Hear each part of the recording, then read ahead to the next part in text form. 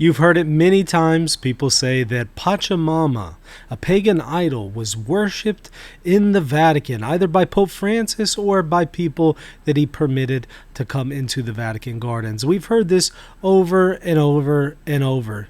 In fact, take a look right here on Twitter, where Bishop Joseph Strickland is using his platform to promote this very claim. He says, "Who spoke up when the Pachamama idol was paraded in St. Peter's Basilica?" Well, in dedication to Bishop Strickland, I offer the following video debunking the claim that Pachamama was worshipped in the Vatican gardens. The first video is an interview with Father Deacon Anthony Dragani, who shows definitively that the image in the Vatican gardens was not Pachamama. After that is another video where I extensively cover how the claim that this was a Pachamama idol worshipped at the Vatican was an artificial scandal contrived in the news, and I outline the history and development of this artificial scandal. Bishop Joseph Strickland, enjoy.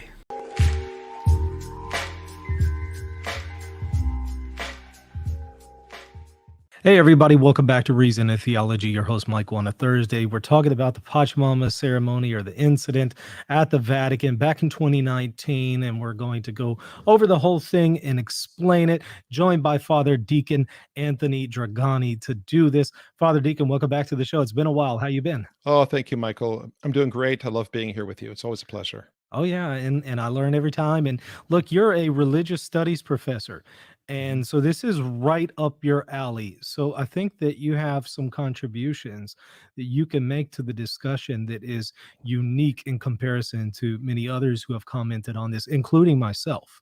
So Okay. I look forward to hearing your perspective and learning, because like I said, I mean, I'm not a religious studies professor, so I don't have the kind of perspective that you do. So I'm really excited to hear about this. So yeah, tell us a little bit about the background here, and just kind of take the discussion wherever you want to go. Sure. So what I'm going to do first of all is talk a bit about my own background in religious studies, Hmm. so you know where I'm coming from. Sure. And then I'm going to talk a bit about the controversy, and then I'm going to take us through the ritual that took place, the Yeah. whole ceremony step by step, and explain every piece of it while showing a video. Excellent. So Okay. my background is in religious studies. I have a bachelor's degree in religious studies as well as philosophy. And in that degree, I studied all the religions of the world, the major ones, of course. Hmm. But I took courses specifically in things such as ritual, mythology. And for about 23 years now, I've been teaching world religions as a course. Hmm. So during that period, I've gotten very familiar with things such as animism, Buddhism, Hinduism, Islam, of course, Judaism. And I've spent a lot of time, especially delving into the ceremonies and rituals practiced in these various religions and the meanings behind them. So, one thing that I've studied quite a bit is animism. And animism is the traditional religion of the people of the Amazon.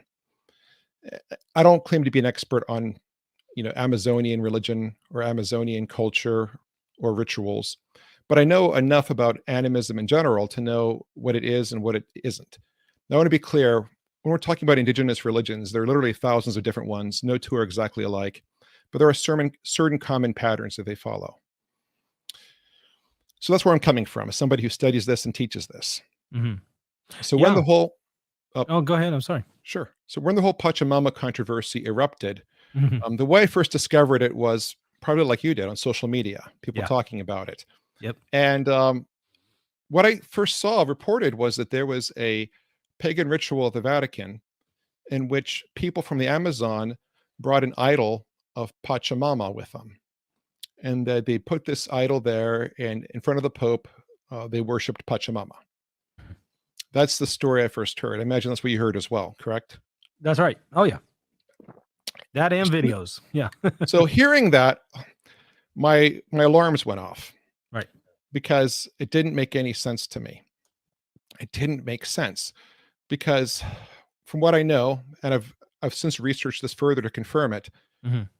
Pachamama historically was an Incan goddess, the Incan people, Sure. from the Andes region, Hmm. not from the Amazon. As a matter of fact, the people of the Amazon never worshipped Pachamama, ever. She was not a goddess to them. Mhm. As a matter of fact, typically there were no goddesses to them because the people of the Amazon were, for the most part, animists. And for those who aren't familiar with it, animism is a religious system in which they view nature as being full of spirits. So they believe that all elements of nature have spirits. Perhaps water could have spirits, the earth, perhaps trees. They see spirits in all of creation, and for that reason, they tend to treat creation with reverence and care. Mhm. The Native American religions were largely animistic, for example. Typically, these religions do not have gods and goddesses. Uh, an animist wouldn't have a statue of a goddess that they worshipped. Now, I'm going to put a disclaimer there. It's possible that there were some, people in the Amazon who were right next to the Andes and picked up the Incan gods and worshipped them. Mhm. That's possible. Anything is possible. But in general, the vast majority of people in the Amazon, the tribes there, would never have worshipped Pachamama. And as a matter of fact, they wouldn't have statues of any gods or goddesses because Okay. that was not what they worshipped. A great way of illustrating animism, by the way, is you may recall the old Disney movie Pocahontas. Yeah. Do you remember in the film, Pocahontas goes into the forest and there's this old willow tree she has discussions with. Mhm. The tree is alive and full of wisdom. Mhm. That that pretty much encapsulates the typical animist worldview. That nature is alive, the nature has, a spiritual power within it, and you communicate with it. It's there. It's all around us. Mm. So, again, an animist wouldn't have a statue of Pachamama.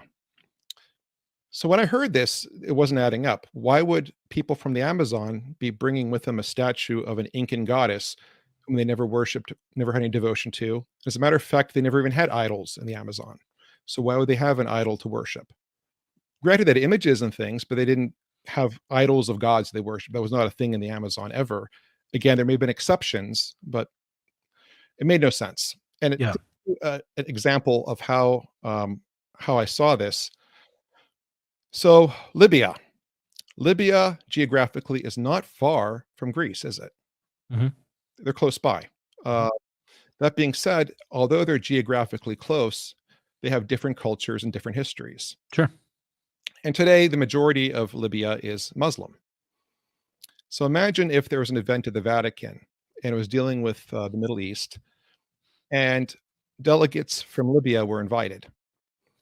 And those delegates showed up and brought with them a statue of the ancient Greek god Zeus. And they set up the statue to the ancient Greek god Zeus and began worshiping it right there in the Vatican. That would make no sense. Why would they? Right. Because number one, uh, Zeus was never a god of Libya. As a matter of fact, the Libyan people today are Muslim. The Islamic system is monotheistic. They would never worship another god, such as Zeus. But also, Zeus hasn't been worshipped by anyone in thousands of years. The same is true for Pachamama as a goddess of the Incan people. The Incan religion has been dead for a long, long, long time. There are no actual Pachamama worshippers of the Incan variety left. Now, granted, Mhm. New Age people everywhere, New Age people or modern day people trying to reinvent old religious beliefs. They may be claiming Pachamama and using her name, but as an Incan goddess, there's no veneration for her anywhere in the traditional Incan sense. So hearing this was just as nonsensical to me as if Muslims from Libya showed up at the Vatican with a statue of Zeus to worship. Um, the religious systems are very different, and they're different cultures altogether. And that's the same thing when you deal with the Andes and the Amazon. They may be next to each other. They both may begin with the letter A, but they're very different cultures with different religious traditions. So that number one set off red flags for me. But then I decided to watch the video of what actually happened. And we're going to go through the video here in a few minutes. But when I watched the video, I could see what was going on. I could see exactly what was taking place. It was very obvious to me. I recognized the event. And for me, as somebody who studied this stuff for years and teaches it, I mean, it was pretty simple what was going on, which was they were praying for the Amazon and for the people of the Amazon. It was very clear to me. It was very clear to me these people were Catholic as well. So when I heard this, I thought I'd try and just calm people's fears and say, hey, wait a minute. I watched the video. It's very clear that what's going on here is a prayer service for the Amazon, in which these people are praying for the Amazon as a place and the Amazonian people. And I was met with a lot of very hostile opposition, Mhm. people who were convinced of the narrative that it was idolatry and that Pope Francis sanctioned idolatry. And many of these people are really good people, like really good, faithful, devout Catholics, including many priests and deacons that I know, good, holy priests and deacons that I respect, were convinced that this was an act of idolatry. Mm. And when I tried to explain to them that it wasn't, and I tried to give them the reasons why, they didn't want to hear it. They didn't want to hear it. It's almost like they wanted to believe that the Pope was guilty of idolatry. Mm. I hope that's not the case, but that's how it seemed to me, like they wanted to believe this happened. I think part of it is that there were events leading up to the Amazon Synod that caused a lot of stress. People were afraid that the Amazonian Synod would result in the ordination of married men. Mm. That was a big concern. There also was fear that it would lead to religious syncretism. Mm. People saw it as a Trojan horse for other agendas. So already there was a lot of suspicion about the whole event. So when this happened and something happened that appeared very foreign and very strange, you can see why people jump to the worst conclusion. I can understand why. But they're approaching with a hermeneutic of suspicion. Ah. And I was always taught in both theology and philosophy that you approach things with a hermeneutic of charity, where you try and look for the best possible interpretation. So I would take the interpretation that, number one, these people were Catholic. The people from the Amazon who came were all Catholic. They were not pagans. They were Catholics. I would take the approach that my first assumption would be that fellow Catholics wouldn't be worshiping a pagan god from a different region thousands of years ago. I mean, that'd be my first assumption. Yeah. My second assumption would be that the Pope, the Vicar of Christ, the Holy Father, even if I don't agree with him on everything, wouldn't be sanctioning idolatry in the Vatican. Mm. If he saw idolatry, I imagine he would shut it down. I mean, that'd be my first assumption. But people were taking the opposite approach. I can imagine right now the chat is probably on fire with people who are upset about this. Not yet, Okay. but they will be. They will be. So here's there will be some who are upset and some who agree with you. Yeah, and I think the whole image itself, this so-called Pachamama statue, has become a Rorschach test. I actually, by the way, I hate to cut you off, but I would just wanted to follow up with what you said there. I did a poll because I just want to know what the viewers are saying, regardless, however, we're going to offer this presentation. But I wanted to see what they thought. And here's the poll. 106 people have voted so far. Yeah. And here's what they've said. I asked, was the Pachamama ceremony at the Vatican idolatrous? 32% said yes. 43% said no. 25% said just show me the results. So they didn't weigh in. So it sounds like, people are kind of split down the middle on this, which I'm not surprised. That's actually better than it was 2 years ago. 2 years ago, probably the Catholic sphere was that this was definitely, without a doubt, pagan idolatry at its worst. I used to initially, when I first saw this, I thought that this was idolatry. Right. And what got me questioning that, however, was a specific part from the ceremony. Somebody pointed out to me some of the words that were said that made me had to start questioning that. But we'll get to that later. Yeah, we'll get to that when we go through the video. And I can't blame people for seeing idolatry because it's very foreign to most people. And there's a temptation when you see something foreign that doesn't make sense to assume the worst about it. Yeah. I'll give you an example. A number of years back, I knew a fellow an acquaintance, and he decided to visit a Byzantine Catholic church, something I'm familiar with, something you're familiar with. And I'd encouraged him to go.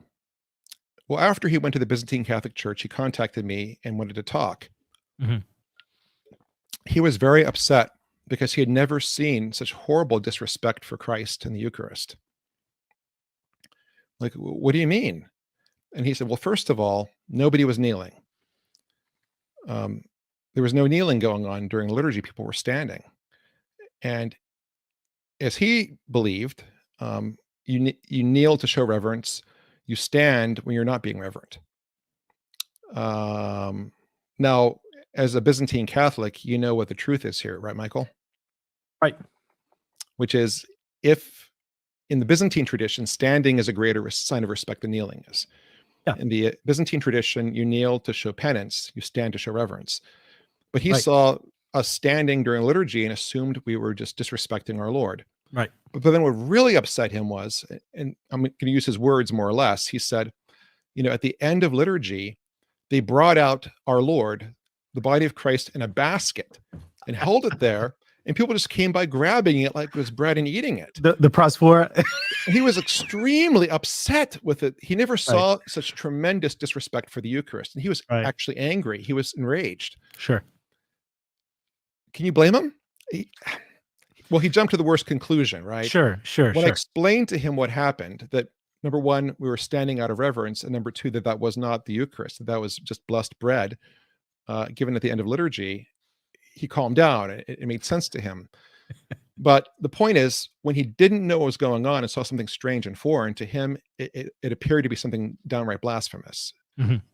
I think the same thing is happening here. People are seeing a ritual that seems very strange, very foreign, and without understanding the symbolism behind it, I can see why they would think this is a pagan ritual. I can. Mm-hmm. Mm-hmm. And I'm not going to say that this ritual was perfect or this was handled very well. Sure. Pope Francis, love him or hate him, I think he has a general policy of not responding to his critics. Mm-hmm. So he never explains himself. So when something happens that people misunderstand and misinterpret, he typically just ignores the critics rather than explaining it. I think in this situation, explaining what happened might have been the way to go. Yep. One of the best articles I read about this from a critical perspective was from, I believe it was Father Raymond de Souza. Okay. And he wrote an article saying that whatever happened here, it should have been accompanied by some sort of catechesis. Sure. This would have been an opportunity for people to explain things. Mm-hmm. So we understood things. That never happened. And that probably was a missed opportunity. Yeah. I'm going to try and do that today, actually. I'm going to try and give that catechesis, 2 years too late. But better late than never. Yeah. I was trying to explain it at the time, but no one wanted to hear what I had to say. Understood. They were not interested. Understood. I can only imagine. They had a narrative that they wanted to believe in. I know what you're experiencing, because when I started to question that narrative, that's the moment I saw a lot of people turn on me and start to call me a demon worship defender. And yes. I know that I'm not defending demon worship. So I said, wow, when people did that, I realized, if they're doing that to me, I wonder if they're doing that to Pope Francis as well. And sure enough, they were. So that really got me questioning a lot of things. Yes, exactly. And I was meeting responses of a similar level, not quite as extreme as that, but people were accusing me of defending the indefensible. Mm-hmm. That I was basically an apologist for idolatry. Now, what I want to point out here is that all of us are Christians. We're followers of Christ, and Christ is the way, the truth, and the life. Mm-hmm. And I want to talk about truth. What matters more than anything in a situation like this is that we look for the truth and that we're open to the truth. What the truth as to what actually happened here is extremely important, even if the truth doesn't fit a narrative. And we're all guilty of this. If you're a Democrat, you hear a story about a Republican doing something wicked, you're likely to believe it. Same thing if you're a Republican and hear a story about Joe Biden, you're likely to believe it. Sometimes these stories we hear are not true, but we want to believe that they're true.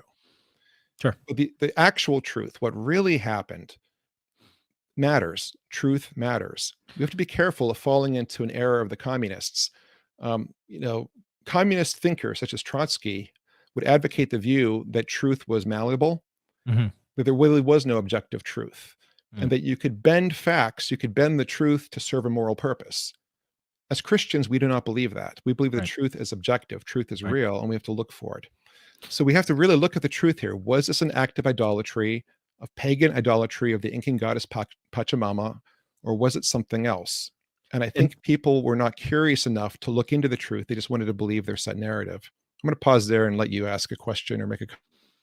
Yeah, because you're touching on a point that I think is very difficult for all of us, myself included. I had to work through this personally. It's hard to question some of these things when you've publicly taken a stance on something, or at least at the very least internally taken a stance on something, and you now have to admit that you could be wrong. That's hard to do for some people. Um, Again, whether it's a public stance or just an internal stance, sometimes there's pride there, and it's very difficult to say, okay, let me consider this new data. Maybe I was wrong here. Maybe I slandered the Pope. That's a difficult decision to, make, to be open to, well, maybe I'm guilty of a major sin here. Maybe I publicly sinned against the Holy Father by accusing him of idolatry or somebody else of idolatry. That's a very difficult thing. So, And that is a serious accusation, by the way. Accusing anyone of idolatry is very serious, yeah. whether it's the Holy Father or whether it's our fellow Catholic Christians from the Amazon region. Because, Yeah. in my opinion, they're the victims in all of this. Because these people came, in many cases, to Europe for the very first time, and they're exposed to a world they weren't familiar with, and they perform a prayer service is really what it was. It wasn't a ritual, it was a prayer service. And they're being accused of being pagan idolaters when these people were all actually devout Catholics. I feel bad for them. I think they were really slandered in this, and that's not fair to them at all. But I'll explain more as I explain what was happening during the ceremony. Yeah, that's a good point to mention those people who were slandered. But the ongoing narrative has been focused, especially on Pope Francis at this point. I've seen people justify anything and everything as far as disobedience to the Pope, slander against the Pope, because of this incident, Amor Laetitia, and the death penalty. Now, I've already addressed Amor Laetitia in multiple shows, as well as the death penalty. But and I've talked a little bit about the Pachamama issue, but never from your angle and your level of expertise. So that's why I decided to get you on here to speak about this, because those are the main things that I hear people use to defend all kinds of dissident, schismatic positions against the Pope. So, go ahead and take it wherever you want. I've seen that as well. Yeah. Yeah. So, in a moment, I'm going to start the video, but first, I want to make a comment. Okay. I'm going to ask everyone to watch the video with me and to not pay a special amount of attention to the wooden statue in the middle. And I'll tell you why. I think part of the confusion here is that because this statue is there, people are assuming it's the focus of attention and the focus of prayer. What I'm going to point out, though, was that that statue was not there by itself. What actually was there was a blanket with a artistic representation of the Amazon. And on that blanket was a whole bunch of different artifacts. These were all symbols or artifacts that represent the people of the Amazon. That statue was just one of the things on that blanket. As a matter of fact, that there were two identical statues like that on the blanket, two of them. And I want people to look at the video and just consider that maybe the words they're saying and the gestures they're performing are not directed towards that statue. That there were other objects there, and maybe the attention was not on the statue, but on something else. Okay. People consider that. Consider there's a possibility, at least. Consider that as a possibility. And I'll explain why. Yeah, that's fair. And I do want to say, everybody, hold up. I know you're going to throw in a million comments that I'm already seeing them, but the Pope said this. He called it Pachamama. We're going to get to that, but yes, we'll get to that for sure. One thing at a time. So hold off on that, y'all. The other thing I want to point out as well is that particular statue, the wooden statue of the pregnant woman, the naked pregnant woman, is not an ancient Amazonian artifact. It's not an old idol. As a matter of fact, it's pretty new. It was probably created in the past 10, 15 years, if not sooner. From what I could tell from the research I did, it was actually created by an artist in Brazil, in the Amazon region. What happened was there's a group in the Amazon of Catholic missionaries. I think they're called the Pan-Amazon Catholic Network. And they've been organizing a lot of the missionary activities throughout the Amazon together with the Franciscans. And They actually went to a local artist and asked about an image that could be used to represent the Amazon. Not for worship, not for any ritual, just an image that could be used to represent part of what their movement stood for. Very often movements will try and get logos or an image that represents them. Sure. I've been to McDonald's that in the past at least had statues of Ronald McDonald in front of them. I remember I don't see them much anymore, but as a kid, I saw No. that all the time. Yeah. You remember that Oh, probably. yeah. And this was that kind of a thing for this group. They weren't creating an object to be used in worship. They weren't creating an object being used for rituals. They were creating like a logo, in a sense, a statue to represent the movement. And the image itself was meant to represent the Amazon. And they took it to some conferences and stuff and different events in the region, but it kind of caught on and people kept buying more of them from the same artist. So keep in mind that this was never approached as a sacred object. This was a work of art created by a living artist in Brazil. It's very new. It's not an ancient pagan idol. This is a new item. All right, we have to consider that. And apparently in some places, the natives, the indigenous peoples on their own, began referring to it as a Marian image, calling it Our Lady of the Amazon. This just happened spontaneously. They associated it with Mary, probably because it's a woman, a mother who's pregnant. And, Marian imagery can take different forms. And it's not unusual for cultures that are recently Christianized to adopt pagan elements and Christianize them, or to look for things they can associate with Mary. In this case, it wasn't even a pagan element. It was simply a new work of art that was created in the past 10, 15 years. So consider that this object they brought is one of many objects they brought to represent the Amazon, and that it was a new object. No one would think of it as being a god or an idol because it was like a statue created by a living artist in New York City today. It'd be like the equivalent maybe of showing up with a painting by Andy Warhol or something that represents you, something you appreciate, but not something of deep religious significance necessarily. Does that make sense? Yeah. All right. Hopefully everyone's following me with an open mind. That's all I'm asking for tonight is an open mind, please. An open mind. Sure. And I want to be clear, if I believed idolatry was taking place, I would condemn it. Mm-hmm. I will not tolerate idolatry of any kind. All right. I'm not being an apologist for anything or anyone. I just want the truth to take precedence. So with that being said, how about we start the video? Let's do it. Okay. Let me add that to my screen. Y'all. Okay. It's going all right. now. I'm going to jump ahead a bit to, there's some opening stuff, nothing remarkable, just local people and people from the organizations welcoming the Pope. San Francesco. So I'm going to start right here at right before the next speaker. The first few speakers were, again, people just welcoming the Pope and making some general comments. But the next speaker here is actually the opening prayer. And I want people to see this prayer in its context, because this prayer is actually a prayer in the name of the Trinity, and it's a prayer that quotes heavily from the Canticle to Creation by St. Francis. So the priest here is talking about, he's praying for the Amazon, praying for the people, and he quotes extensively from St. Francis's Canticle to Creation. You're familiar with that, I'm sure. Yes. The sun, the moon, the earth. He quotes from that extensively. Now keep in mind this was taking place on the feast day of St. Francis.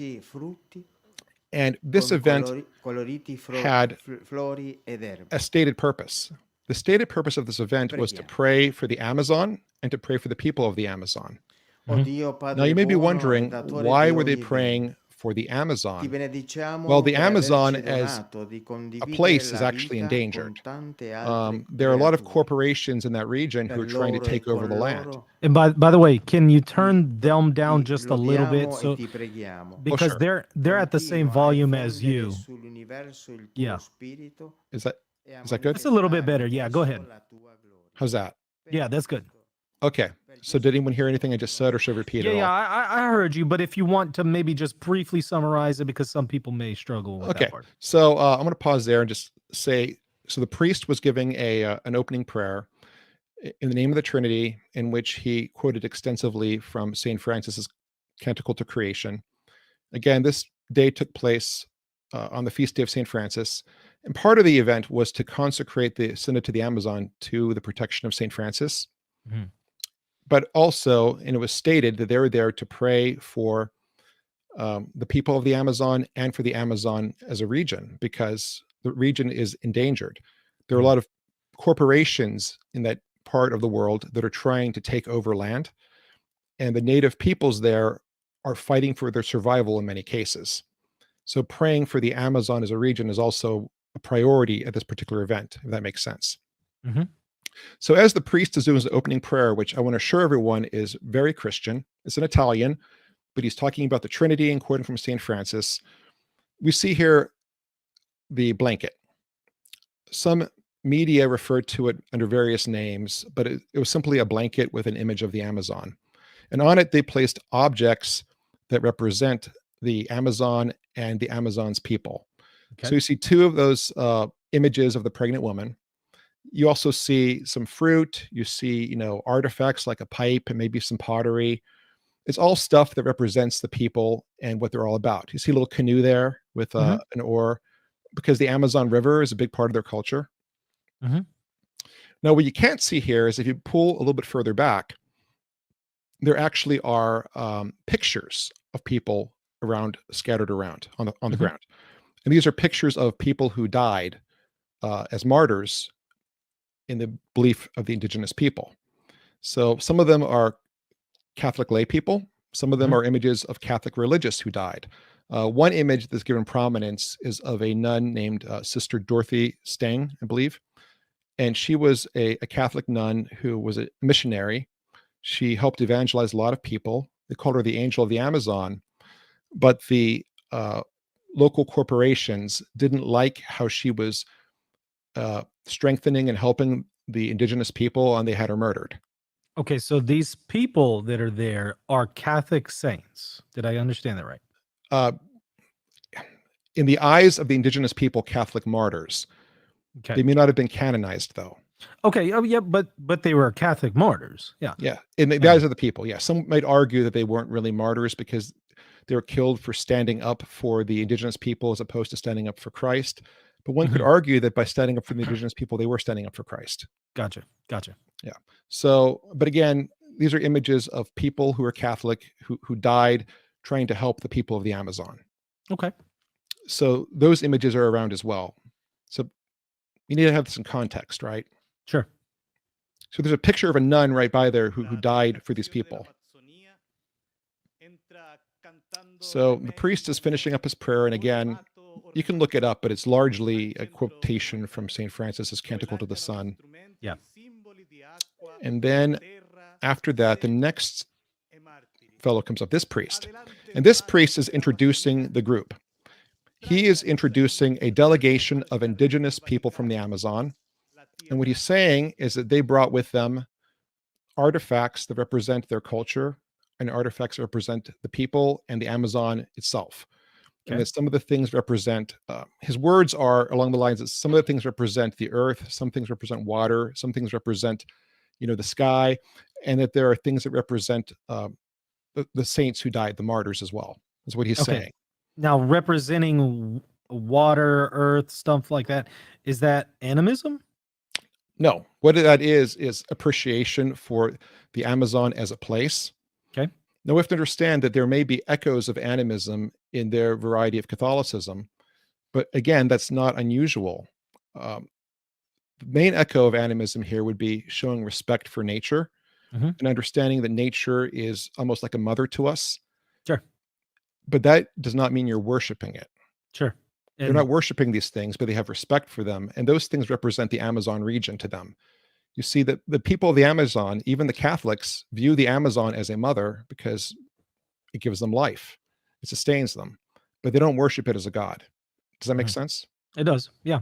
Yeah. And I think it's important to note that there are plenty of echoes, if you will, that have come from paganism in Catholicism as a whole. They've been baptized. They're not pagan as far as they're somehow evil in and of themselves, right? I mean, there's Right. nothing that is evil in and of itself that can be baptized into the faith. But, like the wedding ring that I have on came from paganism, but there's nothing wrong in and of itself with a wedding ring. Now, you can't baptize something like idolatry, right? Right. That's not something that can be brought over into the Catholic faith. But in animism, respect for nature is fundamental, and that can be brought into Catholicism without a problem, Mhm. because they're not worshiping nature as a god, but they do have respect for it as something sacred, something Right. that helps sustain their livelihood, sustains them. Okay. So Yeah. he's introducing this delegation, and the delegation is going to arrive. And I want to be clear: it's confirmed that all of these delegates are Catholic. Not one of them is a practicing animist. Not one of them is pagan. These are Okay. all Catholics who came as delegates to represent the indigenous people. So they're going to come in. And now we're going to get really interesting, because as they're coming in, I'm going to turn the volume slightly. They're singing a song. Now, various news outlets were describing this song as being a pagan chant. Some were claiming it was a pagan ritual or an Incan ritual. So there's a lot of talk about this pagan chant they were doing as they came in. Mhm. But actually, the priest who introduced them said exactly what the song is. It is not a pagan chant. It's actually an indigenous folk song about arriving on a river. The name of the Okay. song is I Rode, like rowed a boat. You'll see that some of them are carrying oars. Mhm. They're actually singing a folk song about traveling someplace, going on a journey on a river, because they journeyed here. Do you see what I'm saying? Yeah, and you can turn somebody saying you could turn the background up just a little bit. That'll be fine. But if So there's there's any part that you want us to hear the audio about, you can maybe turn that up even more specifically. right. Now, to be clear, from this point on, the audio isn't super important because Mhm. the recording itself is terrible. They did Mhm. not capture the audio well at all in this video. Mhm. Probably because when this whole event happened, they didn't think anything of it. They probably didn't realize it would be examined like a forensic crime scene. Sure. Uh, so the audio is terrible. So you can barely hear anything they're saying. Sure. So I want to be clear that from this point on, most of what they're saying, I'm guessing at, Okay. because you can't actually hear what they're saying. Okay. And they are speaking another language altogether, but even then you can't translate it because you can't really hear them. Mhm. But the priest described the song, and it's a song about rowing on a river, an indigenous folk song. Okay. So you see they have the oars and everything, right? Right. Now again, this was described as a pagan song, a pagan chant. It's a folk song about traveling on a river called I Right. Rode. So now they're circling around the blanket. Now here's where people get really confused. Mhm. They see them circling the blanket, so they assume they're worshiping what's on the blanket. Mhm. They're not. They're here to worship God. So why are they in a circle? Well, in indigenous religions, as a general rule, circles are seen as sacred. And they typically view a circle as representing the cycle of life, and circles are seen as sacred forms. Now, people may say, haha, that's paganism. Well, Mhm. I also want to be clear that in most cultures, religion and culture are not separated. They're Okay. one and the same. As a matter of fact, religion is a separate category, is a modern invention. Thinking of religion as something separate is a modern way of thinking. Throughout most of human history, religion was simply culture. The two went Okay. together. So even though these people are Catholic, they brought over some practices that were part of their culture, right? They can't just throw away their culture. And part of that is praying in a circle. Mhm. So they're forming a circle to pray. And again, that's something you'd find in any indigenous culture. Forming circles to pray is pretty common in most indigenous cultures. I want to be clear on that. So that's where they're praying in a circle. Now, don't we consider things sacred insofar as they pertain to something like the liturgy or the worship of God? So the word sacred literally means set apart. Mhm. So something is sacred in the sense that it's something special, something with deeper meaning. So as Catholics, we talk about the liturgy being sacred, but also as Americans, when we talk about things like the Declaration of Independence being sacred. Things that are special, things that are meaningful. You get what I'm saying? Sure. Yeah. So they're forming a circle here because that's how people pray in that culture. So people see them forming a circle and praying, and they're assuming that they're worshiping what's in the middle of the circle. They're not. They're praying to God at this point. So if you take a look what they're doing now, they're holding hands or they're beginning to pray. Do you see this? Yeah. And again, at this point, the audio is of no use.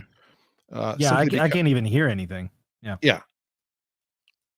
I have it cranked up. You can't hear anything. It just, recording is terrible. But they're singing a song and they're beginning to pray. And they're holding different items and artifacts that represent their culture to them. One of them, I believe, is holding a picture of a martyred nun. So they do their little song. And again, I can't tell you what they're singing because the recording is terrible. Yeah. Do we have a transcript of it? No, there's no transcript. Yeah. So we got to assume that they're not just sneaking in something idolatrous out of nowhere. Right. Yeah.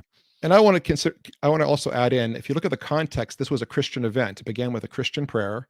Yeah. And then right after this, a bunch of Christian speakers speak about things that are Christian, things that are Catholic. It'd be pretty weird to have an event at the Vatican, that begins with a prayer, has Christian speakers, and then in the middle of it, it goes to full pagan and then back to Christian again. It'd be pretty strange. Sure. So we also have to consider the stated purpose of the event, which was to pray for the Amazon and to pray for the people of the Amazon. So, and the burden of proof would have to be on those who would assert that it's idolatrous. They would have to come forth with evidence that you can't convict somebody of idolatry without evidence. Right. I always say innocent until proven guilty. That's very true when it comes to idolatry as well. We know these people are Catholic. We can assume they're praying what the event is about, which is praying for their people, praying for their land. So this is another song they're doing. I don't know if it's a religious song or if it's another folk song. It could be either. We don't know. There's no transcript and there's no audio, but we would assume in a spirit of charity that as Catholics, they're not sneaking in a prayer to an Aztec goddess. Right. That'd be pretty out of character for any Catholic to be praying to an ancient Incan goddess in the middle of a Catholic ceremony at the Vatican. Sure. And I know some people were really condemning that poor Franciscan brother there. When all this went down, people were saying what a sacrilege he was and how he was an abomination to the Franciscans. He's an indigenous person who's a Franciscan brother praying to God. And we'll see more of that here in a second. As soon as this little song is done, we're going to see them go into serious prayer mode.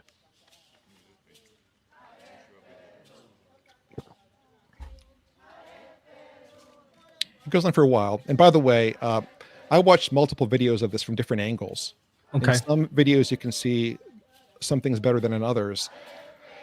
During this whole event, for better or for worse, Pope Francis was very, very tired. And he appears to nod off multiple times for long stretches. So the idea that Pope Francis was there eagerly presiding over an idolatrous pagan ceremony, well, at the very most, he was sleeping through an idolatrous pagan ceremony. He appears to be totally nodding off and on during this whole thing, depending on the angle you're looking at. But again, you can see they're just doing their dance and their song. And again, dancing isn't inherently pagan. Sure. I mean, a lot of cultures dance to show joy and celebration. Sure. And dancing as a form of worshiping God is not unheard of either. King David, right? There's a picture there. You see our Holy Father. Maybe he's praying. I saw his hands move. So. We'll assume that he's praying. He's in deep prayer. So here's when they begin to pray. So as they're praying, I want you to pay attention to where they're looking at. Are they staring at the statue with deep intent, or are they looking somewhere else? Let's just watch with me and see, where are they looking while they pray? Where are they looking? Prayer is about to begin. And the stuff that he's wearing here, it's not, is this inherently pagan or something like that? It's a cultural item. Okay. Some people interpreted that he was a shaman. No. This is a cultural item from the culture. It's what people wear in his group. Now, this lady here with her arms up, first of all, note she's the one leading the prayer. She's the prayer leader. Notice where she's looking. Where is she looking? Up to heaven. up to heaven, you're going to see that they're all looking up to heaven while they're praying. Mm-hmm. They're not looking at the statue. They're not focused on the statue. They're not praying to the statue. They're praying towards heaven because they're looking towards God symbolically. So Mm-hmm. they're in a circle, which to them is like a sacred space, praying towards God in heaven. And this lady here, I feel bad for her because she got a lot of horrible attacks. I saw multiple respected Catholic news outlets report that she was a pagan shaman. Okay, and based on what evidence? The She photo? looks The video? strange. Okay, so no actual evidence that she's a shaman. It's just She's based on the appearance. right, but multiple news outlets, respected outlets with large readerships, reported that she was a pagan shaman on multiple occasions. Mhm. I looked her up. She's Mhm. actually a local tribal leader from her part of the Amazon, Mhm. and she is Catholic. She's very Okay. Catholic. As a matter of fact, she stuck around for the whole synod, and she did a few interviews in which she talks a lot about the church and about the faith and about the struggle of the Amazon people, but always from a Catholic context. She is Catholic. She is not a pagan shaman. Is there evidence that she's somehow a syncretist? She's both Catholic and a shaman or something? None that I've seen. Okay, None so whatsoever. no evidence for that. So for Correct. those who would present that as a view, they would have to provide evidence for it. Provide evidence that she's a shaman, please. Okay. She is a tribal leader, Mhm. and tribal leaders oftentimes engage in, leading rites and rituals, but those rites and rituals aren't necessarily religious. They're cultural. Okay. Kind of like, well, I'll tell you where I live, 40 minutes away, the leaders of the local community, they have a strange ritual where once a year they bring out a rodent type creature called a groundhog, and they put it out there and they have it look for its shadow. Mhm. And they make all kinds of predictions based upon that. That sounds very pagan to me. Mhm. It's just at this point, it's part Right. of the local culture, Right. Punxsutawney Sure. Phil, right? Sure. Sure. So she's leading the prayer. And again, you'll notice they're praying towards heaven. See, they have their hands up in the orange posture. Mhm. Again, they're all looking towards heaven, praying towards heaven. They're praying to God. Now, again, I cannot hear the prayer. No one can. There's no transcript of it. But the context was that they were praying for the people of the Amazon, praying for the Amazon. And that's why all of those things are in the middle of the circle. Those are things that represent what they're praying for. Or here's where the people go into overdrive. Look, they're bowing and worshiping the statue. Right. They're worshiping the statue. Right. Yep. Okay. That's ground zero right there. Right. This is ground zero. All right. I'll tell you what I saw. In many cultures, in many religions, it's not at all uncommon to punctuate a prayer with a full prostration. Okay. That's very normal in many cultures all over the world. The people will pray and then they'll end the prayer with a prostration or do a prostration in the middle of the prayer. As a matter of fact, as an Eastern Catholic, you're probably familiar with this. Oh yeah, we do a lot of prostration. Sure. Yeah. Yeah. And, during Lent, for example, we do the prayer of St. Ephraim. And multiple times during the prayer of St. Ephraim, we just stop what we're doing and make a prostration. When we're prostrating, we're worshiping God. Now, in my church, whenever we do the prayer of St. Ephraim, people just go wherever they can to find space.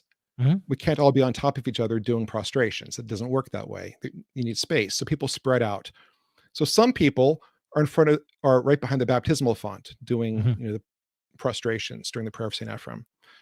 So while they're praying, while they're doing the prostration, the baptismal font isn't directly in front of them. Does that mean they're worshiping the baptismal font? Right. Of course. Sure. Right. You see what I'm getting at? These items are there in front of them, not just the statue, but all of these items are in front of them because that's what they're praying for. But they're not praying to those things. They're praying to God, and they're punctuating their prayer with a prostration. And again, I don't know what they're thinking. I can't tell you what's in their minds. But the most charitable, and I think the most accurate assumption would be that they're praying to God and they're punctuating their prayer to God with a prostration to God. Okay. Does that make sense to you? It does. I'm following Does you. this seem reasonable? I'm following you so far. Yeah. Yeah. Now, some people are going to say, but they're venerating deliberately the statue. They're not. They have to prove to me that the statue is the focus of that prostration. Okay. The burden's on them to prove that. I think it's very clear that they're praying to God and the prostration is to God. It just happens to be that there are these items they're praying for in front of them. Which isn't just that statue, but a whole bunch of A other whole stuff bunch of too. stuff. The statue is just one of many artifacts they brought with them. Martyrs and other things, Yeah, Catholic pictures of martyrs, figures. other things. Sure. Yeah. Okay. And then the prostration is finished. And now once again, they're going to pray upwards towards God. And here's, you see what I'm saying? They finish it by facing towards God. Mm-hmm. The prostration was just a punctuation of the prayer Mm-hmm. at the end of the prayer. Now, at this point, they're going to bring gifts to the Holy Father. Okay. So the lady there who's leading it, and people may say, oh, she's carrying, Morocco. That's clearly a pagan artifact of worship. No, it's a cultural artifact used in the culture as a form of celebration. Mm-hmm. So they're going to bring up gifts to the Holy Father. And notice one of the gifts is one of the statues. There are two of those statues there. They're going to give one to the Holy Father as a present.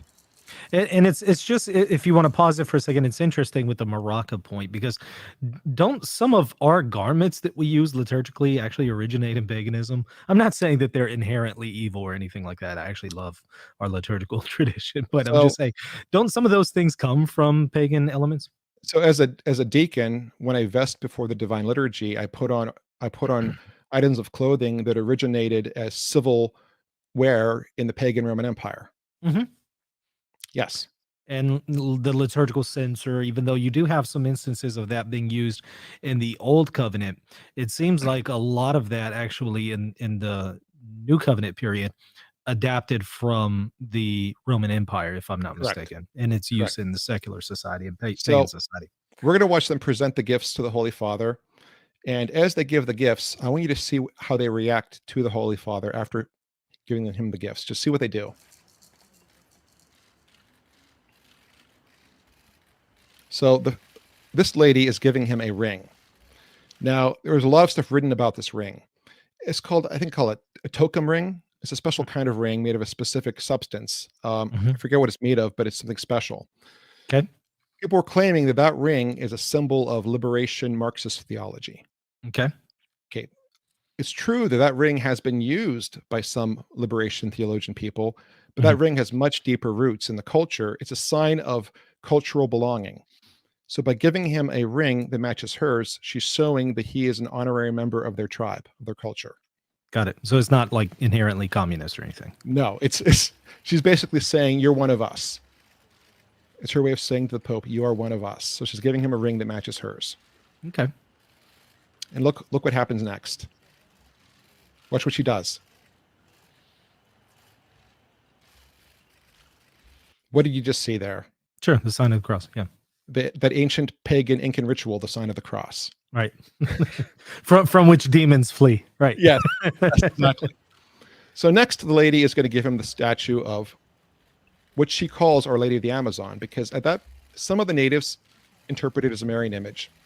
They call it Our Lady of the Amazon. So she tells him it's Our Lady of the Amazon. He blesses the image. She gives it to him.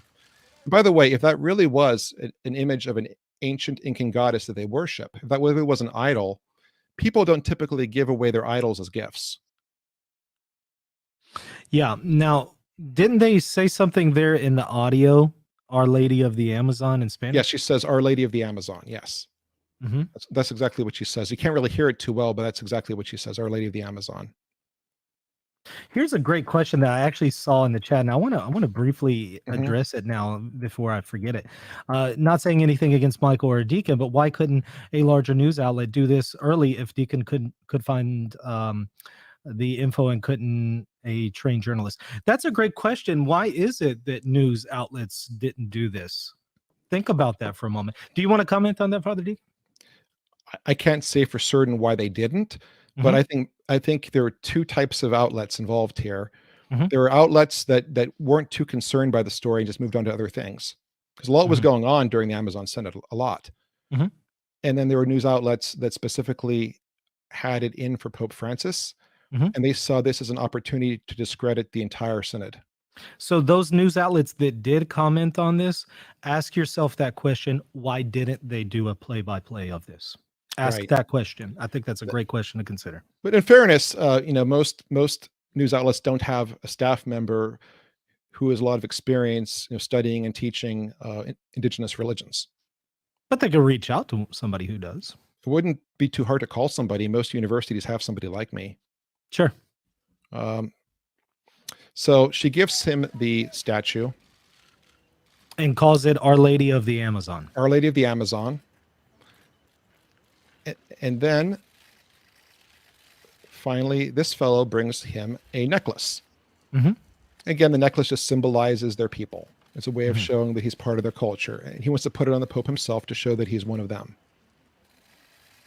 Again, this kind of thing happened all the time with Pope John Paul II. And then notice what he does. He crosses himself because he is also Catholic. These people are all Catholic. They're not pagans. And then at this point, they do another song. And you're going to see what happens here. We're nearing the end of the segment we're looking at, but they're preparing to leave. They're going to do another song, and they're going to process out. And again, I can't tell you what they're singing because the audio is so bad, and there's no translations out there, no transcripts. But we can assume it's the same theme they've been going with all along, which is a celebration of the people and the culture of the Amazon and a prayer to God for the Amazon and its people. And again, you know, people are just kind of sitting there watching. Nobody watching this thinks this is remarkable, by the way. No one sitting there is thinking, oh my gosh, I'm watching the abomination take place. Right. God is going to send a plague to punish us now. This is like an ordinary ho-hum thing. And this kind of thing happened with Pope John Paul II all the time. And we're actually going to do a video on that, the Assisi thing. That's going to be a separate video. And so now they're leaving. They're leaving, right? That was the whole ceremony right there. The whole abomination was that. Now, as they're leaving, they all stop to basically to say goodbye to Pope Francis, to show him respect. You can tell they actually admire him and they love him because they're Catholic and they like the Pope. There used to be a period of time in which Catholics did like the Pope. That used to be a thing. Yeah, I remember those days. So those old times. But do you see why maybe somebody who isn't familiar with what's going on culturally? Oh, do you absolutely. see why they would say this is bad optics? It looks scandalous. It looks like idolatry, and there should have been more catechetical instruction and clarification. And that is a legitimate argument. I think it is. I think the best criticism that can be leveled against this is there should have been some catechesis as to what's taking place, especially once a scandal broke. There would have been a great opportunity to explain it. Yeah. That never happened. That is very much a legitimate criticism. I can say that for certain. And I do want you to see what happens here with this as these people are leaving. So they're going past the Pope. Some of them are asking for his blessing. And as they're leaving, watch what happens here. I'm going to point one more thing out to you. We're going to see once again the lady who was leading the prayer, who's been accused repeatedly of being a pagan shaman. I want you to see what she does as she leaves. I remember somebody was talking about how they wanted to dig up that tree and rip it out of the ground. How dare they plant that tree? How dare they plant a tree? How dare they? Right. Watch what the so-called pagan shaman does. That was the guy with the hat, by the way, who was also accused of being a shaman. Here's the lady who was accused of being a shaman. Watch what she does. She wants the Pope to bless her, and she crosses herself as she leaves. A pagan shaman would never do that in a million years. Right. Yeah. She wasn't there praying to an ancient Incan goddess. She was praying to God. Now, I have some questions here. Are you, by the way, done sharing the screen at the moment? How do I get the video off? Oh, it's going on. Great. I got it. Yeah. So, okay. I have some questions here. First of all, the image itself, that's again, ground zero, right? In the video, they call it Our Lady of the Amazon. So it seems that their intention was just to venerate the Virgin Mary at the most under this appearance. At the most. Couple questions here. There was leaked audio where Pope Francis refers to the image as Pachamama. What say you to that? Yeah, I remember when that happened. And I'll tell you why that hit me hard. Because at that point, I've been trying to explain to many priest and deacon friends of mine that it was not idolatry, that from what I could see, these were Catholics praying in a way we're just not familiar with in the West. And they weren't really believing me, but some were kind of coming around. And then Pope Francis referred to this statue as Pachamama. Mhm. And when that happened, immediately they're like, aha, Mhm. we knew it. He's admitting they're worshiping the Incan goddess. Mhm. And I'm like, okay, what do you want me to do now? How do I respond to that? Um, what actually happened there was Pope Francis was addressing when the statues were stolen and thrown in the river. Mhm. And by that point, the whole media was calling them Pachamama. Right. So probably without even realizing the context, he called them Pachamama because that's what the whole media was calling them. That had become shorthand for the statues. Yeah. So rather than saying, the wooden statues of pregnant indigenous women, he said Pachamama. Sure. And that was a mistake on his part. That was a gaffe. Yeah. I don't think he realized that just confirmed that he was committing idolatry in people's Right. eyes. But the truth is, he was simply using the shorthand term that everyone was using at that point in time. I was calling it Pachamama by that point, explaining what it was and what it wasn't. I was using that term as shorthand. And now, by the way, if you actually look at a real image of Pachamama, a true image of Pachamama, Pachamama appears to be an anthropomorphic mountain. Yeah. Yeah. Ever see the movie Moana? Yeah. In Moana, there's this goddess who's like an earth goddess who looks like an island. It's anthropomorphic. That's what Pachamama looks like. There's never been an image of Pachamama as a naked pregnant woman. Have you seen where you have versions of the Virgin Mary as that mountain? I'm going to add it to the screen right now. Have Right. you?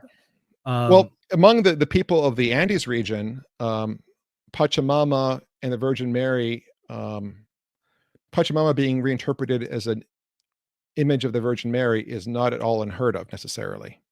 Let me show that on the screen right now. Because is this an instance where you have Catholics? This is way before the Amazon Synod. Is this an example where Catholics take some element from paganism and turn it into something Catholic? Oh, absolutely, yes.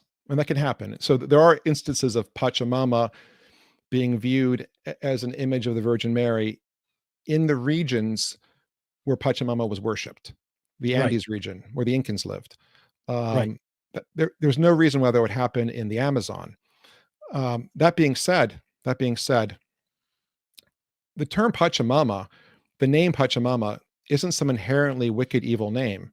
Mhm. All it means is Mother Earth. Pacha means ground. Okay. Mama means mother. It's Mhm. Mother Earth. It's Mother Earth. That's all it is. And veneration for Mother Earth is not uncommon in indigenous cultures. That's a pretty normal thing. But do we as Catholics venerate created matter like Mother Earth? You know, venerating it as something special isn't necessarily a problem, provided we understand that it's an instrument of God. But we should never worship it. Like an icon? Is that what you're getting at? Or The earth can be viewed as an icon, absolutely, okay. but it's never to be worshipped. But the earth is not like a person. So when we venerate an icon, it's a person who's made in the image of God. But the earth isn't made in the image of God. So how can there be this illicit veneration of Well, a representation of earth or something? I never worship an icon, but I sometimes venerate icons that don't actually show a person. Mm. There are icons of objects. Can you give me an example? Okay, there's the icon of the holy napkin. Okay. Isn't that the face, however, of Jesus though? Right, but the icon itself, the veneration is directed towards the object more so than towards a person. What about venerating the cross? Is that maybe an instance? Absolutely, yes. Venerating the cross as well, yes. And there are icons of the cross. Mm-hmm. Mm-hmm. Yeah, without So, Jesus on it, it's just literally right. venerating. And Yeah. again, if you look at St. Francis's Canticle to Creation, it certainly strikes me as a veneration of creation. Okay. Now No, with the oh, I'm sorry. Go ahead. I'm sorry. but you would never worship creation. You would never worship Mother Earth. That's the difference. Sure. Now with the incarnation, we have creation itself being impacted through the incarnation, being sanctified, Right. being united, if you will, to the Son of God, and not just humans, but the entirety of creation Mhm. is being redeemed, as we see in the book of Right. Romans. So they're And again, there are levels of veneration too, yeah, right? sure. The veneration we show towards an icon of our Lord might be different than a veneration we would show towards a statue of Abraham Lincoln. Is this why we see like brother, sun, sister, moon kind of language from Saint Francis of Assisi, which they brought up? I think didn't they bring that up at the beginning?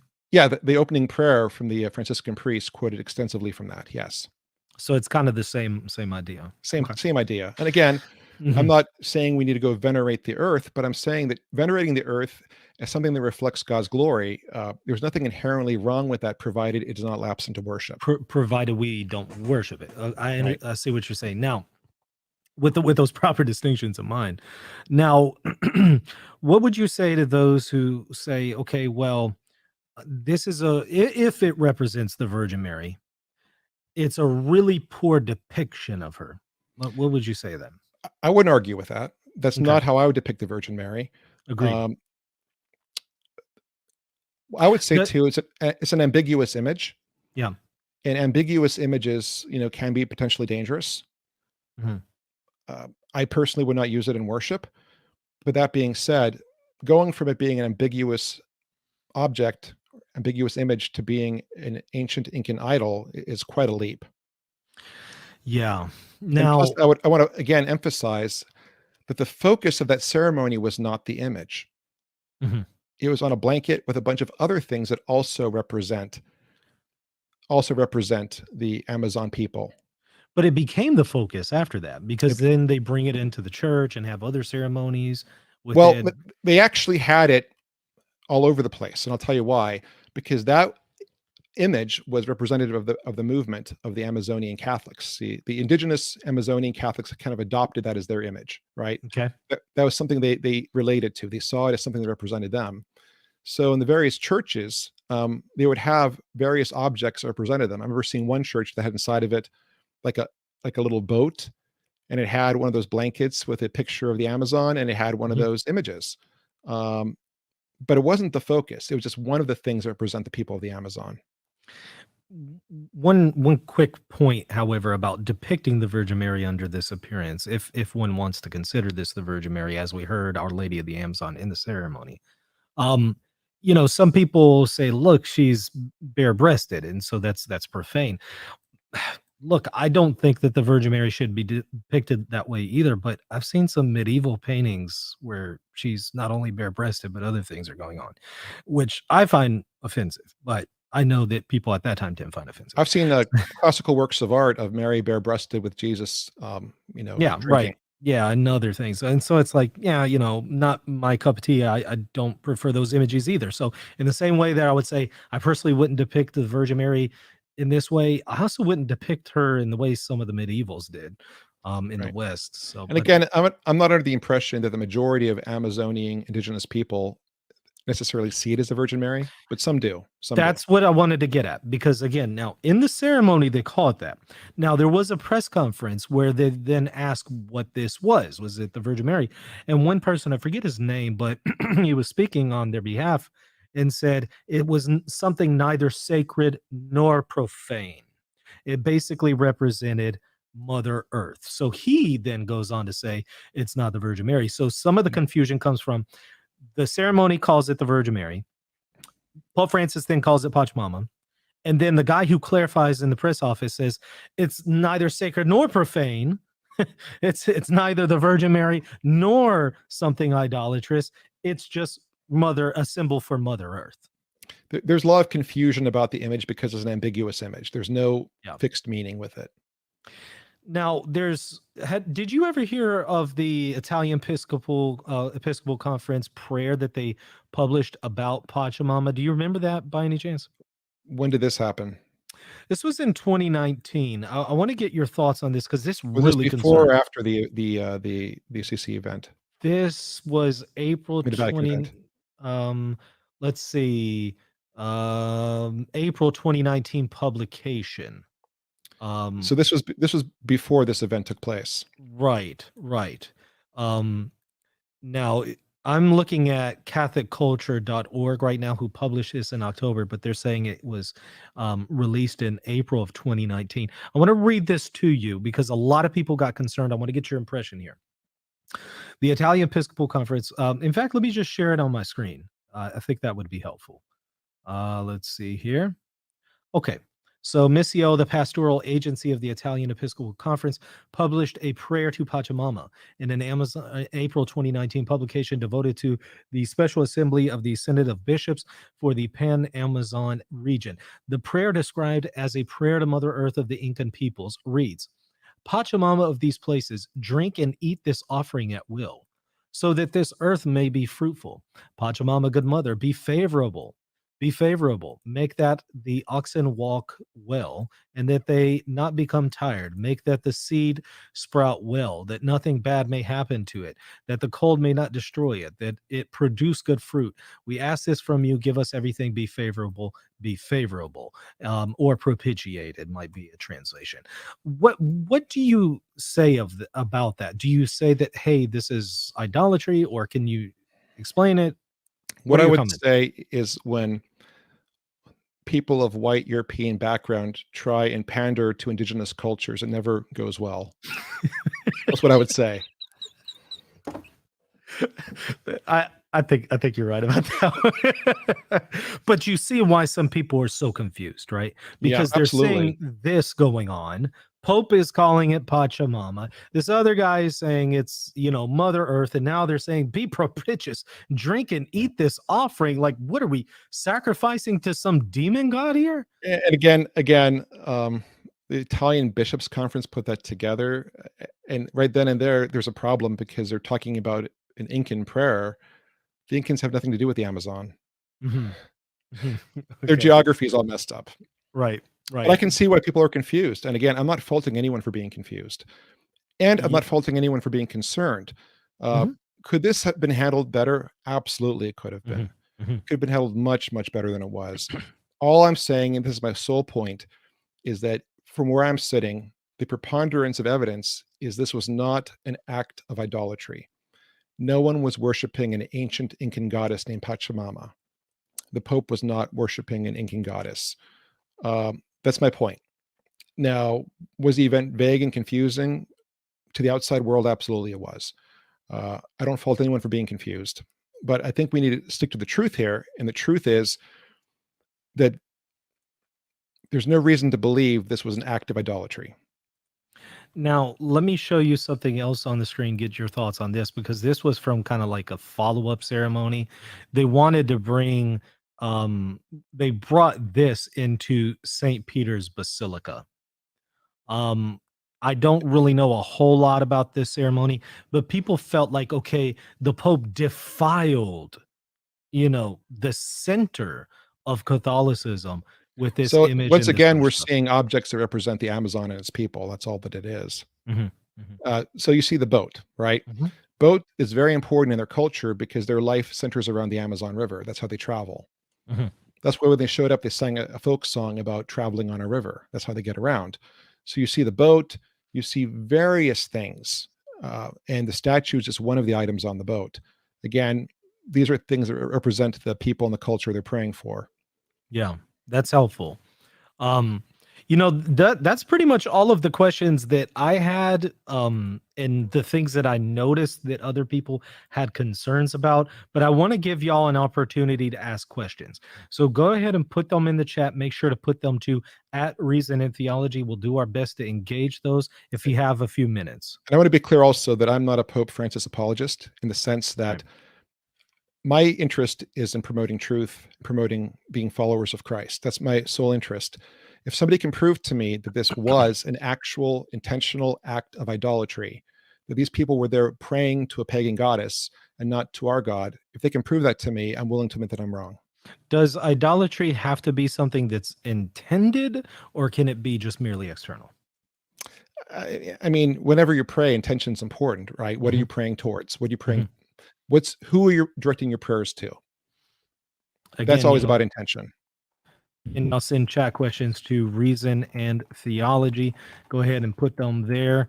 While we're waiting on those chat questions, any concluding remarks, anything that we didn't get a chance to touch on that you wanted to throw in there? Yeah. I'm sure I'm gonna get some hate over this. I'm kind of expecting it. But Welcome to once my world. Yeah, yeah, that's your world for sure, absolutely. Another day in the office. But, I'm in good company with with you and the many Twitch streamers playing the Harry Potter game right now. They're all getting hate as well. Yeah, I remember you take the position it's not idolatry. I'm sorry, not idolatry, but it's not evil. And there are some people who believe that Harry Potter is just evil at its core. Right now, there's a Harry Potter video game that came out called Hogwarts Legacy, Mhm. and people are playing it on Twitch, and they're getting bullied because people hate J.K. Rowling for her belief that a man can't magically turn into a woman. This is from Marie. This is so helpful. I originally thought that idolatry had happened. I'm glad to hear that. Okay, so let's see here. Do you think there's a little Eurocentrism involved in trad criticism of this? Not intentional racism per se, but a misunderstanding of anything indigenous. I think any culture has a tendency to view things that are foreign as being suspicious. Yeah. So you see something you're not familiar with, people are suspicious. That's just what happens. From Full Metal, he says, I have questions. I don't have questions. I just want to say, God bless you, Father Deacon. This really helps me. Well, thank you. That made my day. Is it okay if I embedded this video on where Pity is? Mike Lewis says, I have no problem with that. What about you, Father Deacon? Oh, please do. Please do. Okay. Yep, you got our permission. Jimmy Aiken likes Harry Potter. Lots of trans. Stop listening to him. Well, yeah. Well, according to one of the trolls who called in on one of the shows, Jimmy Aiken is also evidently, according to the troll, a heretic because he believes that aliens could exist. The heresy. Oh my gosh. The heresy. And you know how it's heresy, according to the troll? He tied it into Chalcedon, because Christ is incarnated here into humanity, and he somehow wants to say in a parallel universe and this and that, he's not incarnated, so there's heresy here. I don't know how we go from aliens to a parallel universe. I'd have to go back and listen to it, but it was a really interesting argument. But yeah. Yeah. Okay. I sent that to Jimmy and he laughed. Yeah. We both enjoyed it. We shall pray for Jimmy's soul. Let's see what else we got in the chat. Roka says, thank you and God bless you both. Very insightful and very helpful. Tyler says, just want to thank you guys for all your work, my priest. And I sent the paperwork over, and I hopefully should be officially visiting Ukrainian Catholic soon. Awesome. Welcome. Welcome. Yeah. Thank you so much for your guest. So honest, refreshing. Every Catholic could be accused of idolatry. You would think we might know better by now. Look, I personally have fault in this. Again, at the time when I originally saw this, I thought that this was idolatry. And again, I can't fault you for that, because anyone who saw it without context would think that.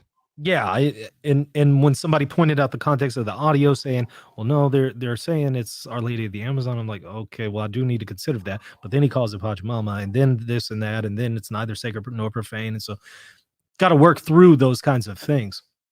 So I get why somebody would be very confused here. Okay, here's a good one from Thomas. When does assimilating culture become transgressive or sinful in worship, prayer, rites, and so on? I would say when it compromises the faith. Okay. So it's one thing to assimilate culture and to Christianize it. It's another thing to take in an aspect of the culture which is completely in opposition to Christianity and try and water down Christianity to accommodate it. Mm-hmm. That's when it's a problem.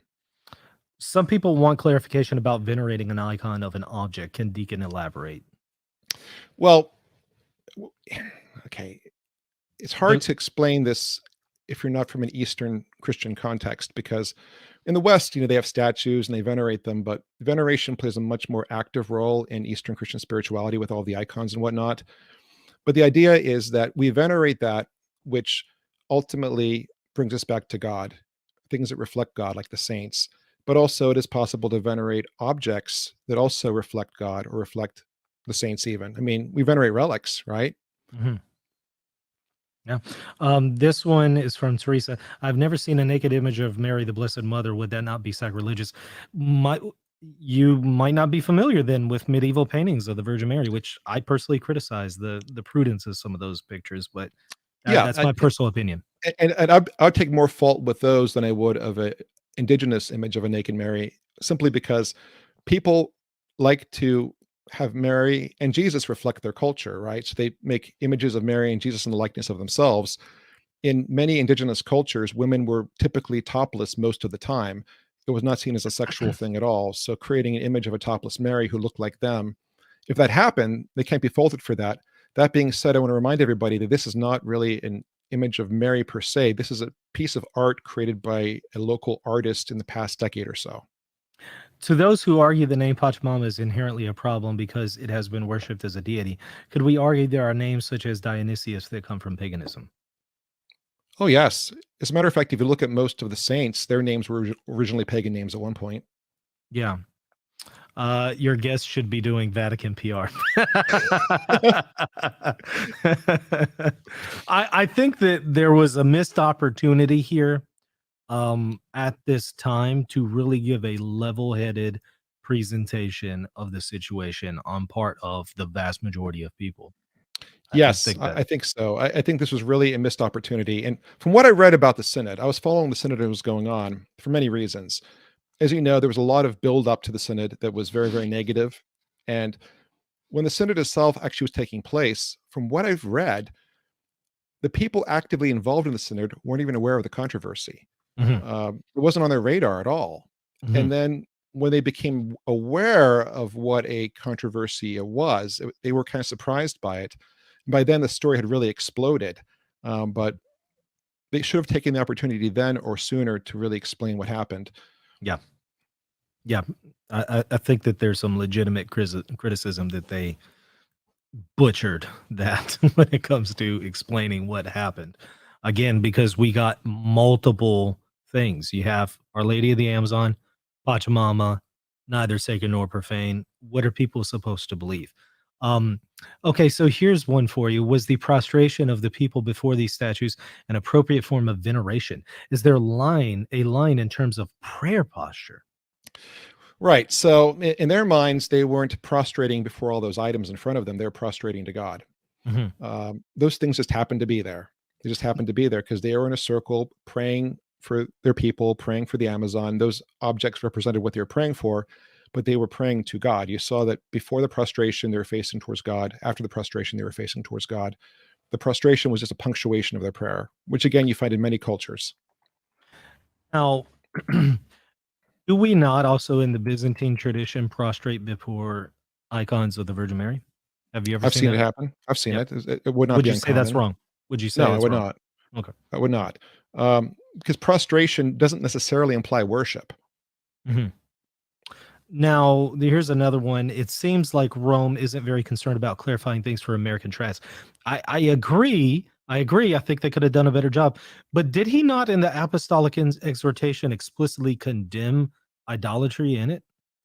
It's been a Pretty while since I've read sure. it, but I believe he talks about a healthy incorporation of culture, healthy enculturation, but he also draws the line at idolatry. I'm pretty sure that's pretty clear in the document, but it's been a long time since I've read Here, it, so I here, can't say for sure. Here it is. Well, here's at least one part, I should say. I'm not saying that this is everything that he said on the matter.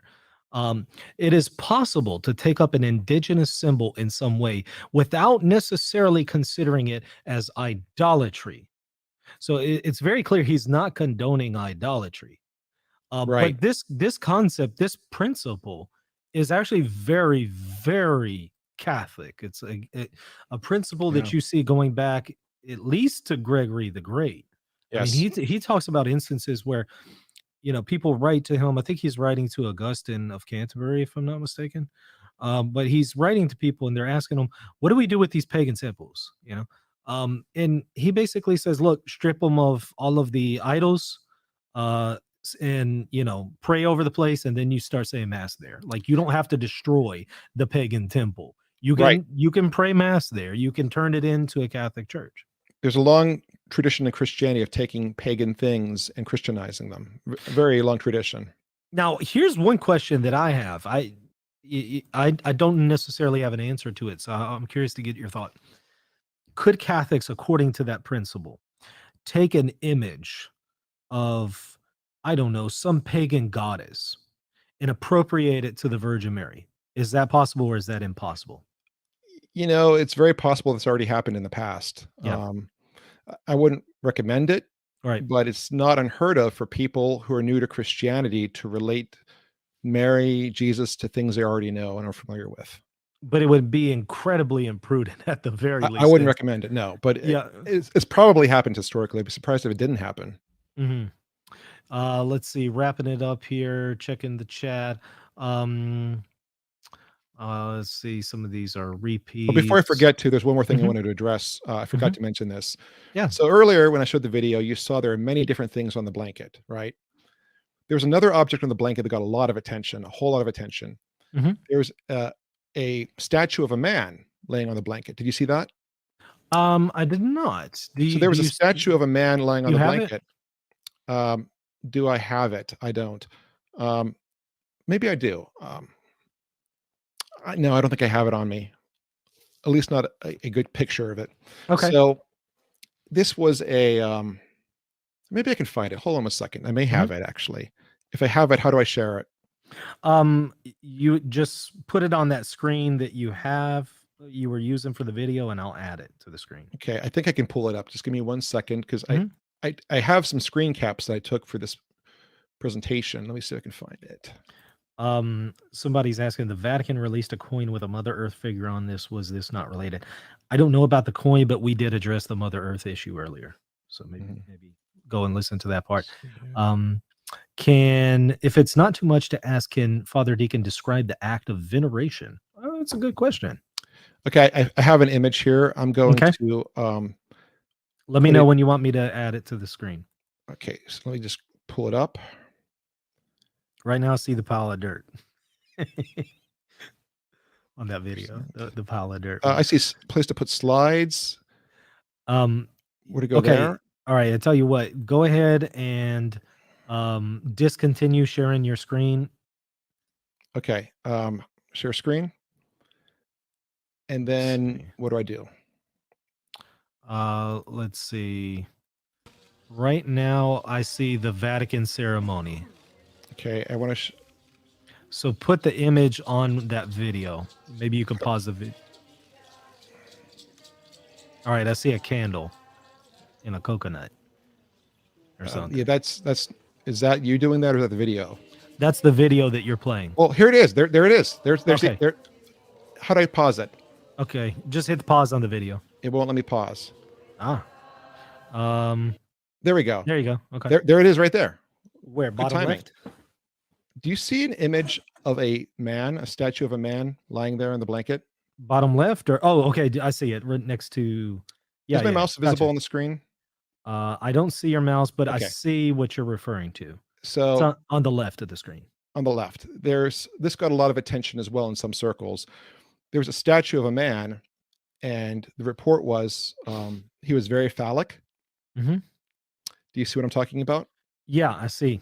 Mhm. And that got a lot of attention. They had a statue with Viagra that they brought Mhm. with them. It turns out that's his arm. It depends on the angle you look at the picture from. Got it. From another angle, it's clearly his arm. Got it.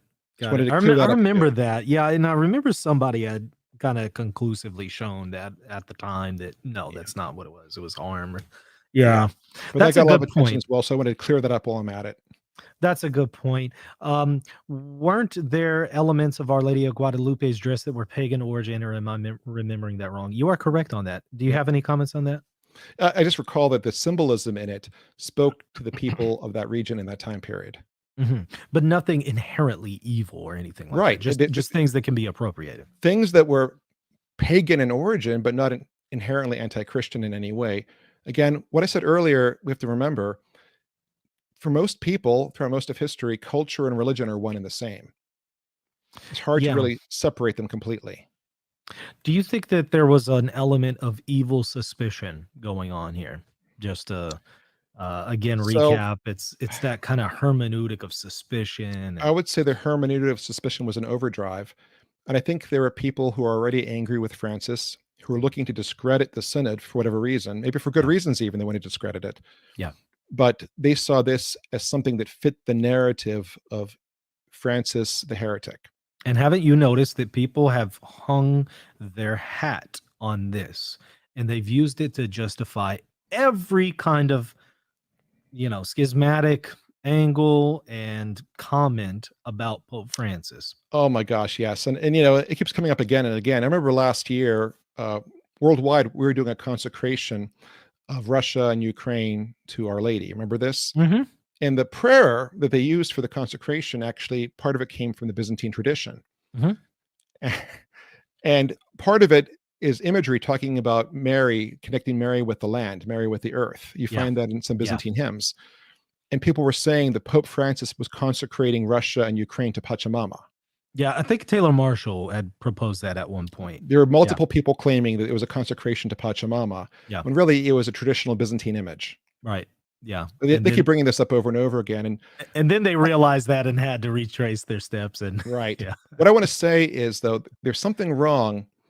Okay, if you are a devout and faithful Catholic and you want to believe that the Pope is an idolater, Mhm. take a hard look at yourself. Yeah. I think that's fair to say. I think that's a good point. Yeah. I've had people get angry when I tell them the Pope is not an idolater. They actually get mad when you tell them that. Because they have to admit that they could have been wrong. Perhaps. And they could have engaged in serious and grave sin by Yeah. either internally harboring, sinful views or even publicly expressing them. I had some good friends, people I'm still friends with, people I love and respect, who are upset with me for questioning the idolatry narrative. They're upset that I was questioning it. Yeah, I see that a lot. I get it every time I mention the Our Lady of the Amazon point from the Amazon Synod. I get that every single time. But what I notice from that crowd is they don't really engage in any kind of really in-depth responses. It's just an emotional response. Well, Pope Francis called it Pachamama, as if that's a slam dunk and there's no kind of response that could be offered to that. And that's usually where they go to with that. Yes. And then they try and put the burden of proof on me to prove it wasn't idolatry. So the Pope is an idolater unless proven innocent. That's not how it works. Yeah. Well, looks like I got everything from the chat that was relevant. Any concluding comments you wanted to offer before we kill the stream? And I want to say this. I'm not a Pope Francis apologist. Personally, I have a lot of respect for him, but no one is perfect and he makes mistakes. We all make mistakes. I think he'd be the first to admit that he makes mistakes from time to time. And being critical of what he does as the Holy Father is legit. Nothing wrong with that. But I would say that any criticism we level at him or anyone else, we need to be certain that it's grounded in truth. And we need to approach things with a hermeneutic of charity rather than one of suspicion. We need to give them the best possible interpretation rather than jumping to the worst possible conclusion. Well said. Father Deacon, thank you so much for coming on and doing this and clarifying this for us. Oh, thank you, Michael. Like I said, I really appreciate talking about this because for about 2 years, no one would listen to me. I can only imagine. And I'm going to have you back on. We're going to talk about John Paul II and specifically Assisi. That'd be great. I definitely want to engage that one because that's the OG version of the Pachamama Synod. There still are people who are harping on that after all these years. I still see websites going berserk over that. Okay, so we're going to do that. Y'all stay tuned for that. We'll have a date on it soon. Once again, thank you so much for coming on. Everybody hit that like button and the subscribe button. Also share this on your social media with people that you see are bringing this accusation against Pope Francis. If you see people bringing up the accusation against him or any others saying that the Pope, the Vatican, it's idolatry, please share this with them. At the very least, they can have an opportunity to inform themselves before they continue to spread that information. So, all right, that's going to do it. We'll see you later. God bless. Hey, welcome back to the Michael Lofton Show here on Reason and Theology. I want to offer a presentation on how this Pachamama scandal really came about in the news. The presentation that I'm offering is called Pachamama Worship in the Vatican, an Artificial Scandal, where I want to demonstrate that this was just that. It was an artificial scandal created by news. And so I'm going to document this at length. Let me go ahead and start by sharing my presentation here. Oh, but let me say this. One of the reasons why I'm doing this is, oddly enough, even though, I've already done multiple shows kind of demonstrating that this whole thing was made up and poking holes in the narrative, I still continue to get, to this day, for the year 2023, the number one comment that I get from people in the comment section is, but what about Pachamama? Anything that I say vindicating the Catholic magisterium or poking holes in the narrative, every single time the response is, but what about Pachamama? So I think it's important that we kind of look through the history of how this developed in the news. So I want to go ahead and share my screen, and let's dive in, because we have a lot of ground to cover here. Okay, there we go. All right. Let's see. Let me actually do it this way. There we go. All right, Pachamama worship in the Vatican, an artificial scandal. Let me give you an outline. The lead up before the Synod, we're going to take a look at that. The Vatican Garden ceremony itself, which was October 4th, 2019. This is the event that a lot of people want to say was the moment where the Pope or Pachamama was worshipped in the Vatican. The Vatican Garden ceremony in the media. We're going to take a look at that as well. And then unofficial Vatican explanations about the image and the ceremony. We're going to take a look at the image thrown into the Tiber and that whole situation.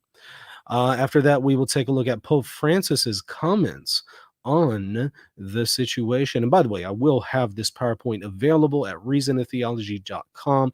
As soon as this stream is done, I'll create an article with the PowerPoint embedded in it. So if you want to take a look at the outline and presentation and even go to the hyperlinks in it, you're welcome to do so. So yes, it will be available. Okay. All right. And then also we're going to take a look at the prayer from the Missio Foundation, controversial prayer, condemnations of Vatican idolatry by various Catholic figures.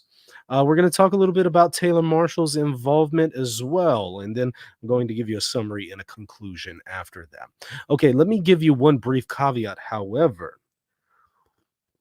This is not an exhaustive treatment of the Vatican Garden ceremony in the news, either secular or ecclesial.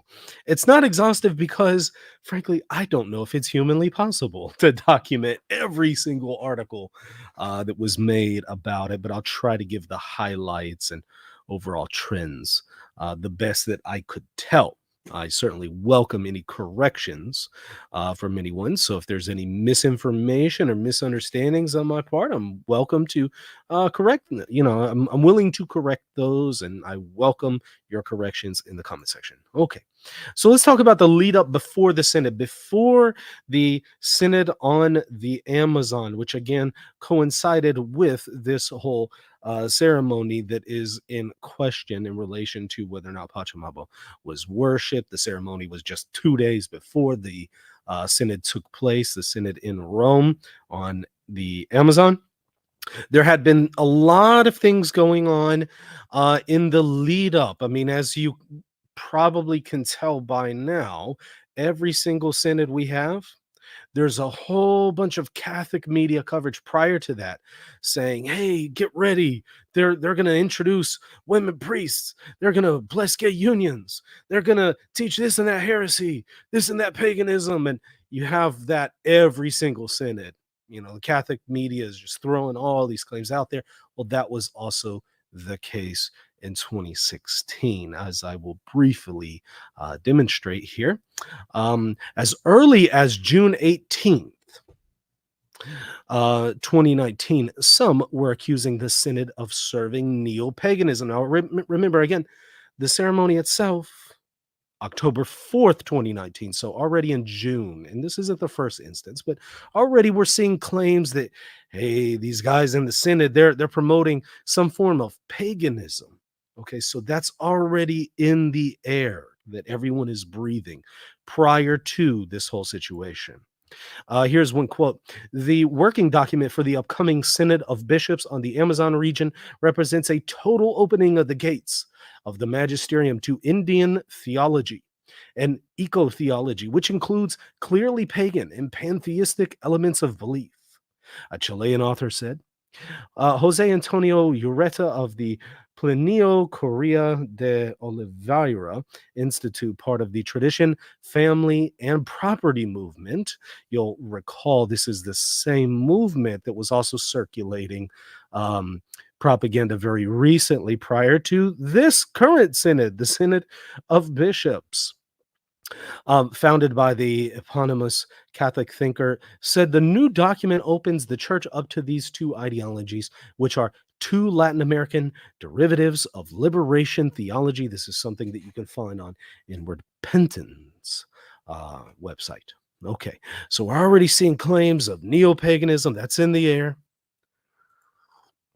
September 5th, 2019, again, still prior to the event, LifeSite News accused the Synod of Heresy. There's a little typo there. I'll need to fix that. Not was accused, but accused the Synod of Heresy. It notes how the condemned heresy of modernism has infiltrated the Amazon Synod. That's the name of the article that they discussed. Okay, so we're hearing accusations of heresy, paganism. On September 12, 2019, Cardinal Burke and Bishop Schneider. Now, I mentioned Cardinal Burke. Note I put 2016 dubia and 2023 dubia.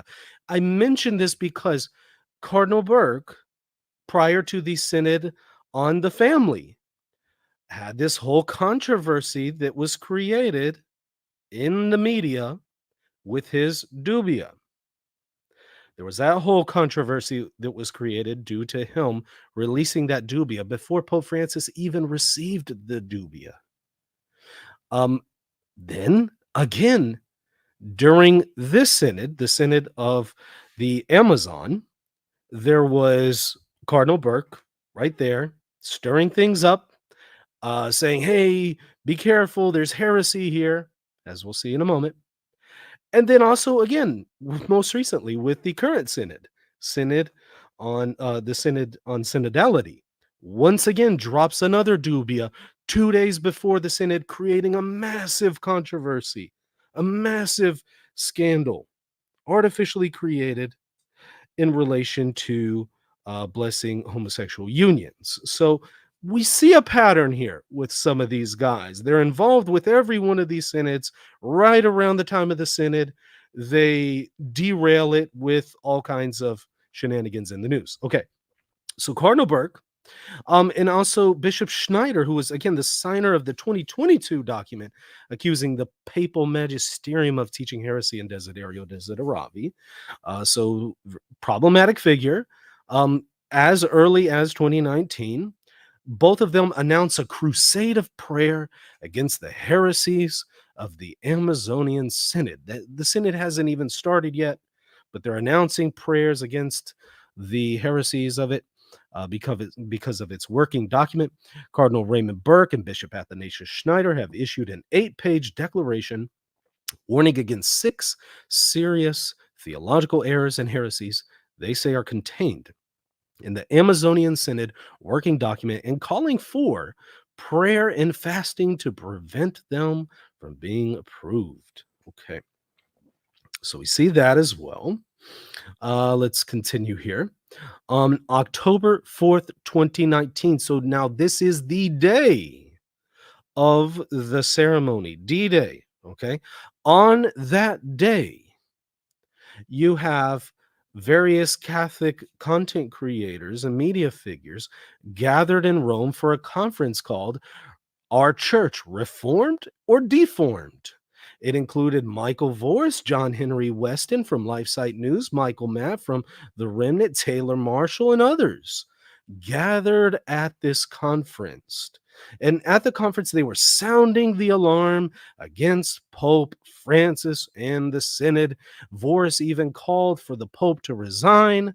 Others were just, very, very concerned about what is taking place in the Catholic Church. So you have people already meeting in Rome, media figures who are expecting something, anticipating something, worried about something. And in fact, I have a link to the full video. You're welcome to go and watch it at your own leisure. Okay, still more on the lead up. On September 28th, 2019, various priests gather near Castel Sant'Angelo with the intention of expelling diabolical influence from the Vatican, especially in view of the Amazon Synod. Laity also gathered to pray the rosary for the same intention. John Henry Weston and Michael Matt were in attendance. So you have a whole bunch of laity gathered right there in Rome, praying the rosary against the heresies of the Amazon Synod. And you even have some priests there gathering together to not only pray against it, but they are also doing exorcisms against the Vatican in view of the Amazon Synod. Again, all of this is in the atmosphere prior to the event. So this is the climate. Now, here's a quote from what LifeSite News posted on this. It's funny how they always create these little protests and gatherings and rosary rallies and then document it and promote it all over. Okay, so here we go. Standing at the foot of Castel Sant'Angelo on the eve of the liturgical feast of St. Michael the Archangel, the International Lay Coalition launched an appeal to the angels against the evil spirits ahead of the Amazonian Synod being held at the Vatican October 6th to the 27th. LifeSite has learned that another act of spiritual warfare was taking place in Rome contemporaneously with the I don't know the name of that organization, so how to pronounce it properly. At the 3:30 p.m., priests privately prayed Pope Leo XIII's prayer of exorcism, the longer prayer to St. Michael, in a church near Castel Sant'Angelo with the intention of expelling the diabolical influence from the Vatican, especially in view of the Amazon Synod. Again, this is the climate. This is what's in the air. They're ready for something. They're praying against the demonic. They're anticipating something really bad. Okay. Also, leading up, you have Cardinal Walter Brandmuller, again, signer of the 2016 dubia and that whole fiasco. Currently, at this time, with this synod, also stirring the pot. And by the way, he's also one of the 2023 dubia signers with that whole fiasco. Again, we're seeing a pattern here with specifically Cardinal Mueller, Cardinal Brandmuller, and also Cardinal Burke, with every synod derailing it and stirring the pot. Okay. Now, he notes this: the preparatory documents for the synod have drawn both controversy and criticism from cardinals and bishops of the Catholic Church. German Cardinal Walter Brandmuller openly saying it contains heresy and approaches apostasy. So the working document of the Amazon Synod contains heresy and it's approaching apostasy. Again, this is all in the climate. Okay, so now whenever you have this thing appear in a climate where everybody is concerned about paganism, heresy, apostasy, the work of the devil, here we go. Let's talk about the Vatican Garden ceremony itself. On October 4th, 2019, the Vatican held a ceremony for St. Francis 2 days before the Amazon Synod began. Now, note that it's 2 days before the beginning of the Synod, because I just have to throw out and point out that it was also 2 days before the Synod on synodality that Cardinal Burke and others dropped their most recent dubia controversy. Just pointing that one out, that was also literally 2 days before that Synod. Again, I think we're seeing a pattern here. In this ceremony, It honored Our Lady of the Amazon. The actual ceremony itself calls the image here Nuestra Señora de la Amazonia. And you can see that in this video at the 13-minute 27 timestamp. I have shown it so many times on this video that I'm not going to go through it again. That's established fact. In fact, nobody at this point actually disputes that the video and the ceremony itself calls it Our Lady of the Amazon. You know, friend or foe, critic or not, everybody already agrees. Yeah, okay. At the ceremony, they call it Our Lady of the Amazon. So that point is really uncontested at this point. At the time, however, that was often overlooked. Okay. But I do have a link to it and again refer you to the timestamp. Okay. All right. Now, Father Deacon Dragani and I, after the fact, way after the fact, several years after the fact, did a video where Father Deacon Dragani went over the ceremony in detail, step by step, a whole play-by-play analysis of the ceremony. We show you the whole video.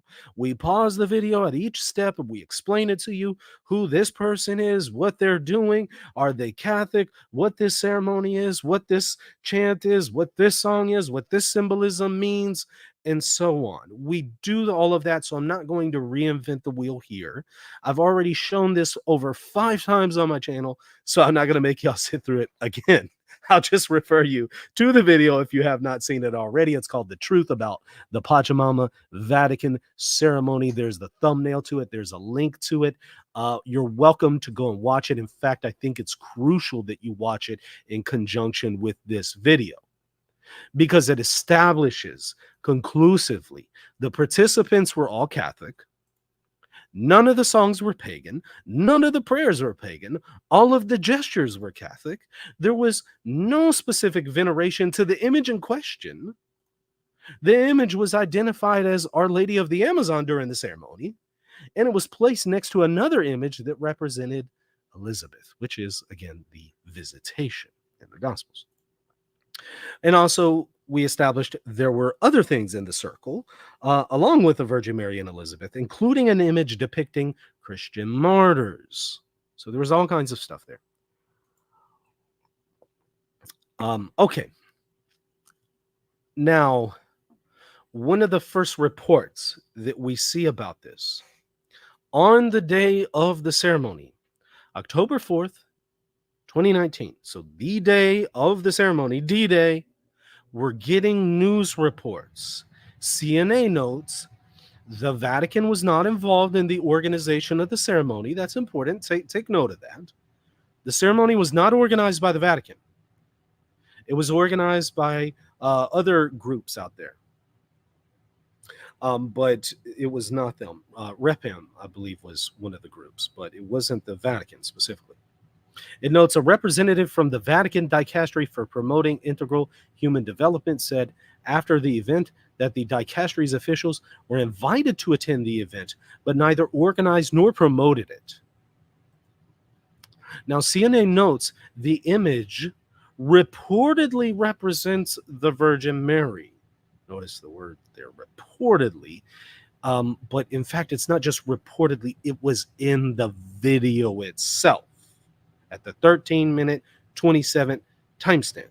So there should have been no reportedly here. It should have been very clearly promoted or explained by CNA that the ceremony itself calls it Our Lady of the Amazon. Already we're fumbling here in the news. Right at the out of the gate. Reportedly represents the Virgin Mary, but then it notes participants sang and held hands while dancing in a circle around the images in a dance resembling the Pago a la Tierra, a traditional offering to Mother Earth common among indigenous peoples in some parts of South America. No explanation was provided by the event organizers as to why the dance was performed for the feast of St. Francis or what it symbolized. Now notice here, they're just throwing out the claim that it resembles this offering to Mother Earth. And of course, everybody's going to read that as, okay, well, there's this pagan ceremony that is taking place in the Vatican. No evidence for this. It's just throwing out that, hey, it resembles this thing. So again, note CNA made this claim without offering any evidence. And then I will encourage you to compare the Vatican ceremony with a real Pago alla Tierra ceremony that I have right here. I have a link to it. You can check it out whenever I post the PowerPoint and go and watch it for yourself. It is a ceremony to Pachamama. And you can compare that to the ceremony itself, which I also have linked in the PowerPoint. So the Vatican garden ceremony versus the real thing, go and compare them, and you'll see it's not the same thing. And it doesn't even resemble it. If we're going to talk about resemblance, okay, well, you have humans there. Yeah. You have humans in the Catholic ceremony, and you have humans in the pagan ceremony. Oh, well, there's a resemblance there. Okay. They're using human language. Yeah, both of them do that, both in the Catholic ceremony and in this other alleged pagan ceremony, right? They both use human language. And so the similarities that you find are the kind of similarities that you will just find in pretty much anything. But I think it's going to be a hard sell to actually say this pagan ceremony was actually taking place there in the Vatican when you go and compare them and contrast them. Okay. But again, this is a subjective claim that they're making here, no evidence. And by the way, I want to point out this paragraph here, participants sang and held hands while dancing in a circle. That paragraph we're going to see reported immediately right around the same time by National Catholic Register, literally kind of a copy and paste thing. They say the same thing. So on the same day, around the same time, National Catholic Register says the ceremony resembled a Pago alla Tierra offering to Mother Earth, with exact quote there. There you go. Participants sang and held hands while dancing in a circle around the images. The dance resembled the Pago alla Tierra, a traditional offering to Mother Earth common among indigenous peoples in some parts of South America. No explanation was provided by the event organizers as to why the dance was performed for the feast of St. Francis or what it symbolized. I don't know why it's literally a copy and paste of the exact same thing that we saw there from CNA, but that's what it is. There's a link to it. And again, note the CNA report and also the National Catholic Register reports have not only the same thing, but provide no real evidence for that claim. So already we're getting reports at the outset that this is some form of a pagan ceremony. Now, Pedro Gabriel, from Where Peter Is, notes on October 4th, 2019, a photo by Getty Images of Pope Francis at the ceremony describes him in front of, quote, Pachamama. This is where it seems we get the first example or the first instance, possibly. I don't know if it's the first. It seems to be. But it appears this is the first time it's referred to as Pachamama right here. Let's see. Pope Francis and Cardinal Humes, Archbishop Emeritus of Sao Paulo, President of Pan Amazonian Ecclesial Network, REPAM. They're the ones, again, who put the thing on, stand in front of a statue representing Pachamama, Mother Earth, as they celebrate the feast of St. Francis of Assisi. Is this the first instance? I don't know that for a fact, but it appears this is the first time that the image is called Pachamama. Now, this is obviously a secular source. This is not a Christian source. This is a secular source, Getty Images. Is that where most people got this claim of Pachamama from? I don't know. But that is definitely a possibility. Now, of course, there's no evidence provided for this claim by Getty Images. It just throws out that it is Pachamama. That's it. No arguments, no evidence. It's just throwing it out as if it's a matter of fact. Despite the fact that the ceremony itself says it's Our Lady of the Amazon. Okay. Now, on October 4th, again, same day, the Sedevacantis website, Novus Ordo Watch, claims the Vatican garden ceremony was the worship of Pachamama. So now you have Getty Images saying it's Pachamama, and now this Sedevacantis website comes out the day of and says it's Pachamama. No evidence provided. It's just kind of thrown out there. After declaring that God desires the diversity of religions, a straw man, that all religions always look toward heaven and God, and that religious differences are necessary, the apostate Jesuit from Buenos Aires, Jorge Bergoglio, aka Pope Francis, has now hosted a syncretistic religious ceremony in the Vatican gardens that include, beside Christian prayers, the pagan worship of Pachamama, the earth fertility goddess, also known as Mother Earth or Gaia, adored by the Incas, which is a little weird because the territory of the Incas is obviously not the same as Amazon. So, yeah, some have rightly pointed out that, yeah, our geography is kind of off here. How are we claiming that this pagan goddess of the Incas made its way to the Amazon, especially in its form as a pagan goddess? It doesn't make a whole lot of sense. There's that whole conundrum. But yeah, there you go. Novus Ordo Watch, Sedevacantis website, already the day of making that claim, in addition to a secular resource, Getty Images. Okay, so on the day of, just to recap here, the day of the ceremony itself says it's Our Lady of the Amazon, the Virgin Mary. Catholic media starts to say, well, some are claiming it's Our Lady of the Amazon. They're not actually noting that the ceremony itself says that. They're just saying, some are saying, but then they throw into the mix, but it kind of looks like this pagan ceremony. So they're already throwing that out there, but they're not yet saying it's Pachamama. That is the Catholic media. But secular media, at least with Getty Images, says Pachamama. I don't know if there's any other secular resources out there that were saying it as well. But also the Sedevacantis website says Pachamama. And again, no evidence was provided for the claim by the Sedevacantis website. Now, around the same time, the very next day, October 5th, you have Michael Voris for Church Militant spreads the claim that the ceremony was, quote, pagan. Okay, so it's kind of already a given. Now, the next day, Catholics kind of feel like, hey, it's a given. This thing was pagan. Here's a screenshot from him. Hysteria alert. The little statue at the pagan ceremony, who many are tweeting as phallic, is not. Now, me and Chagani talk about that in the previous video. You'll need to go and watch it to get more context there. That's more beside the point.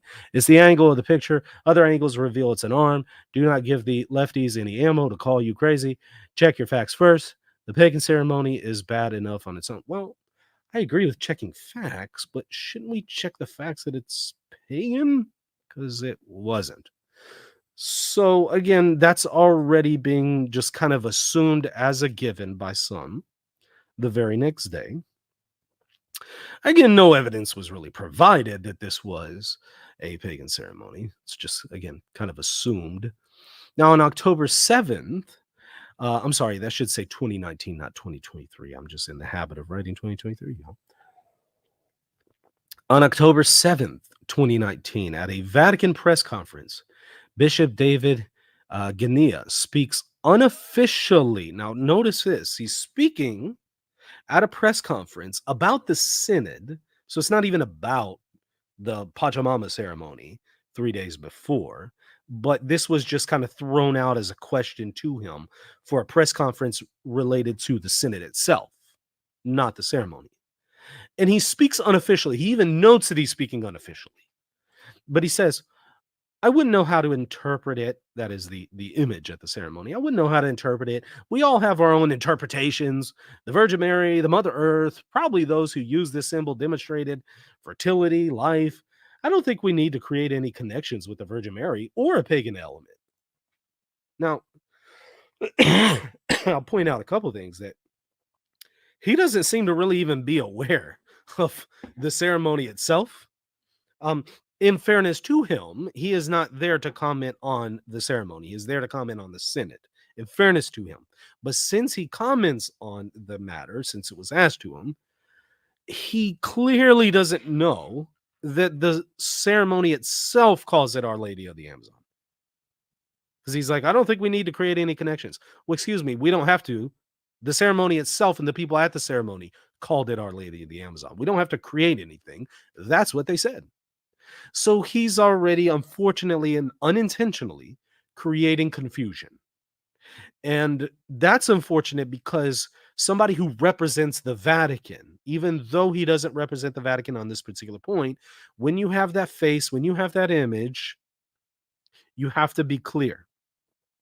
And if you waver, and if you're unsure, and if you're unclear, and if you don't have your facts straight, that's going to create massive ripples all throughout the Catholic world, massive problems, massive confusion. And he's saying, look, it's neither Mary nor Pachamama. He doesn't call it that, but he just says, or a pagan element. It's neither. It's nothing pagan nor holy. It's just, a representation of life. Well, again, he was wrong about that because, again, the people at the ceremony said it's Our Lady of the Amazon. But confusion was already being created, unfortunately, by some people in the Vatican who were speaking unofficially. Now, on October 10th, 2019, John Henry Weston of LifeSite News claims the image was Pachamama. So now you're starting to see Catholic media come out and say it's not just a pagan ritual, but it's the pagan goddess Pachamama. They're just coming out with it. And no evidence is really provided for this. It's just kind of thrown out as a given. It says that was the sentiment of Bishop David Martinez. And when he mentioned Mother Earth, you should know that what he's referring to is exactly a pagan goddess. Mother Earth is a translation of the Inca Pachamama, which is, as you can read in Wikipedia, a goddess revered by the indigenous people of the Andes. She is known as the Earth Time Mother in Inca mythology. Pachamama is a fertility goddess who presides over planting and harvesting, embodies the mountains, and causes earthquakes. She is also an ever-present and independent deity who has her own self-sufficient and creative power to sustain life on this earth. Doesn't really address the issue about the fact that Inca isn't the same as Amazon, but okay. Doesn't, really grapple with the fact that we're basing this on the bishop who is not speaking officially and clearly himself doesn't know what he's talking about because he himself doesn't realize that there is a reason to say that this is the Virgin Mary because the ceremony itself does that. And instead of really grappling with that, we just go with what the bishop said, who clearly didn't know what he was talking about and was unofficial. And then you hear Mother Earth and you have to tie it. Okay, well, Mother Earth must mean Pachamama. And, again, it was already floating around by some that it was Pachamama. So it was easy for some people to connect the dots there and say, well, it's got to be Pachamama. No real evidence provided. We're just throwing it out there. It's kind of assumed at this point. Now, October 10th, 2019, the papal posse on EWTN's World Over claimed that the ceremony was the worship of the goddess Pachamama. Once again, no real evidence for this. It's just assumed as a given. But they have a pretty large reach. So on October 10th, when EWTN's The World Over promotes this with, Raymond Arroyo, Father Gerald Murray, and what's the other guy from the Catholic thing? The other guy. The papal posse, they promote this claim. And Robert Royal, I'm sorry, I think that's his name, Robert Royal. When they promote that just goes out everywhere because that's a pretty large reach that the show has.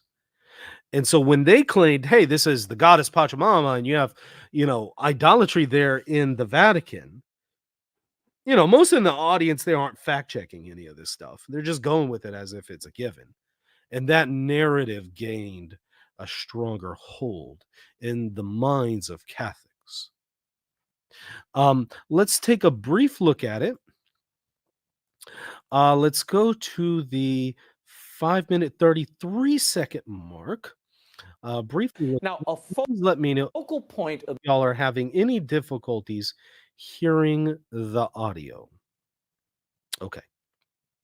the ceremony were indigenous Amazonians bowing down, including a Franciscan, before a wooden pregnant woman, the statue of a pregnant woman, in fact, a pair of them.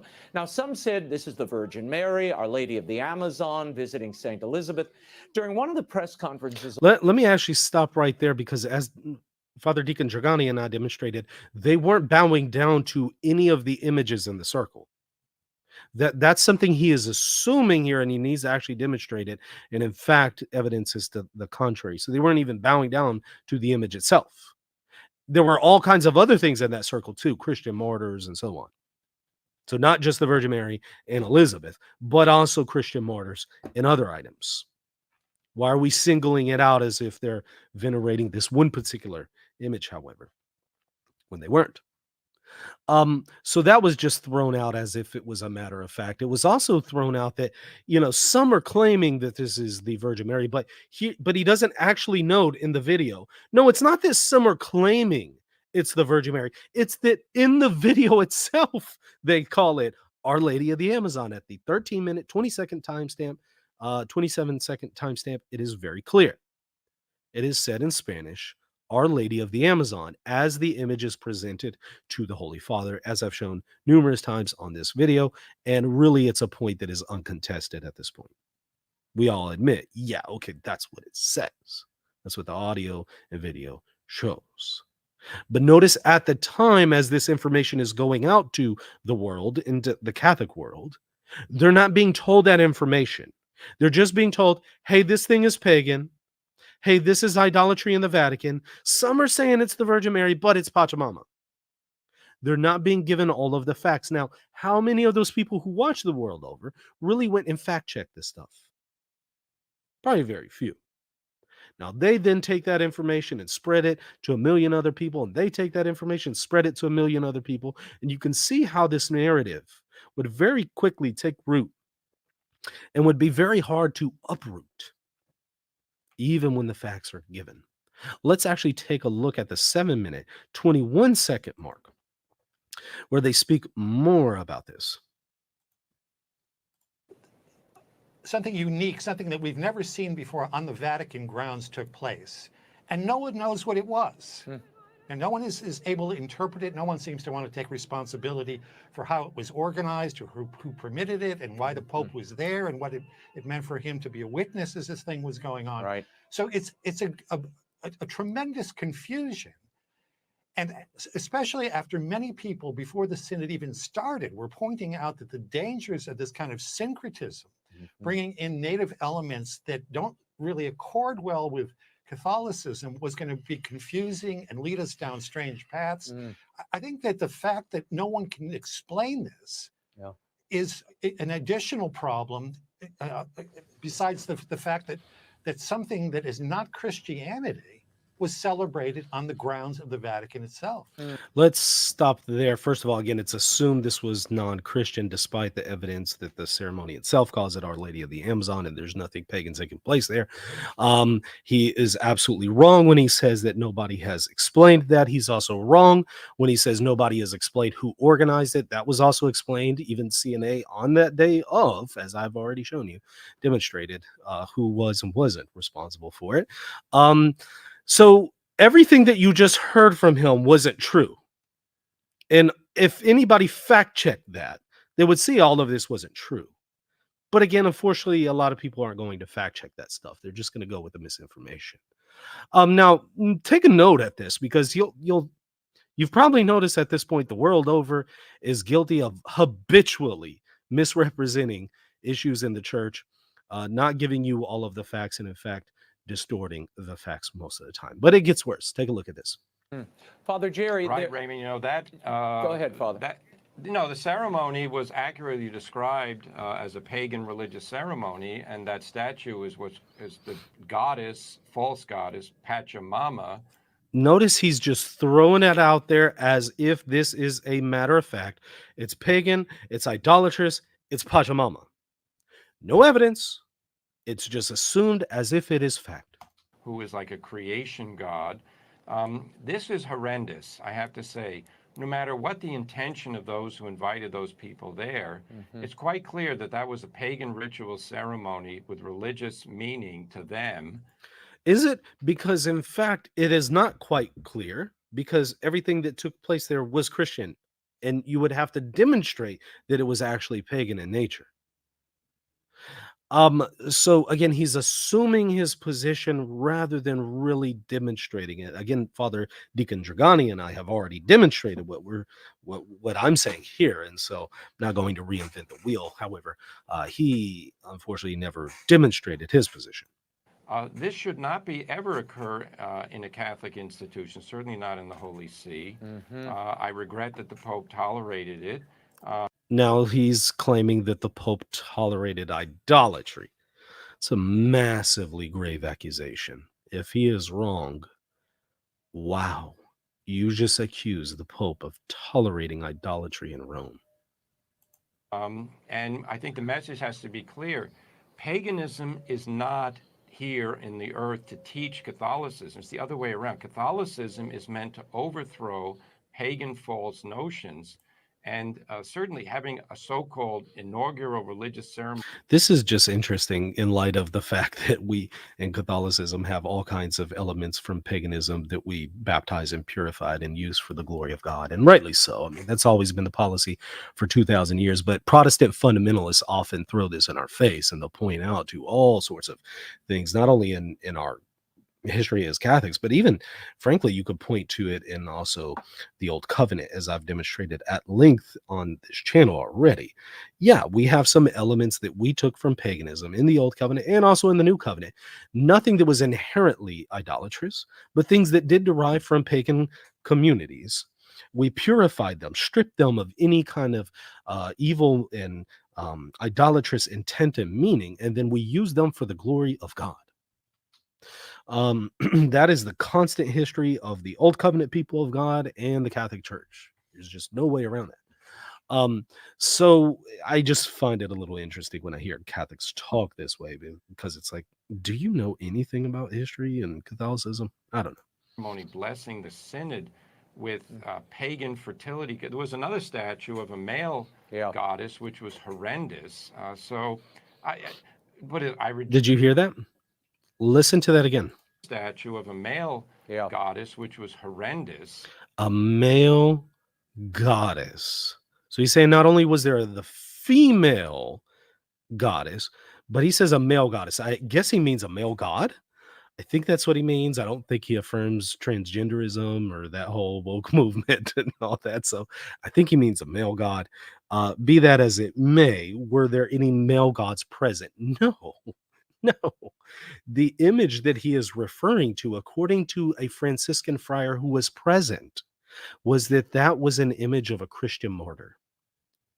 So yet another instance where we don't have our facts straight. We're just throwing out claims that we can't really substantiate. I reject this completely. I think most Catholics do.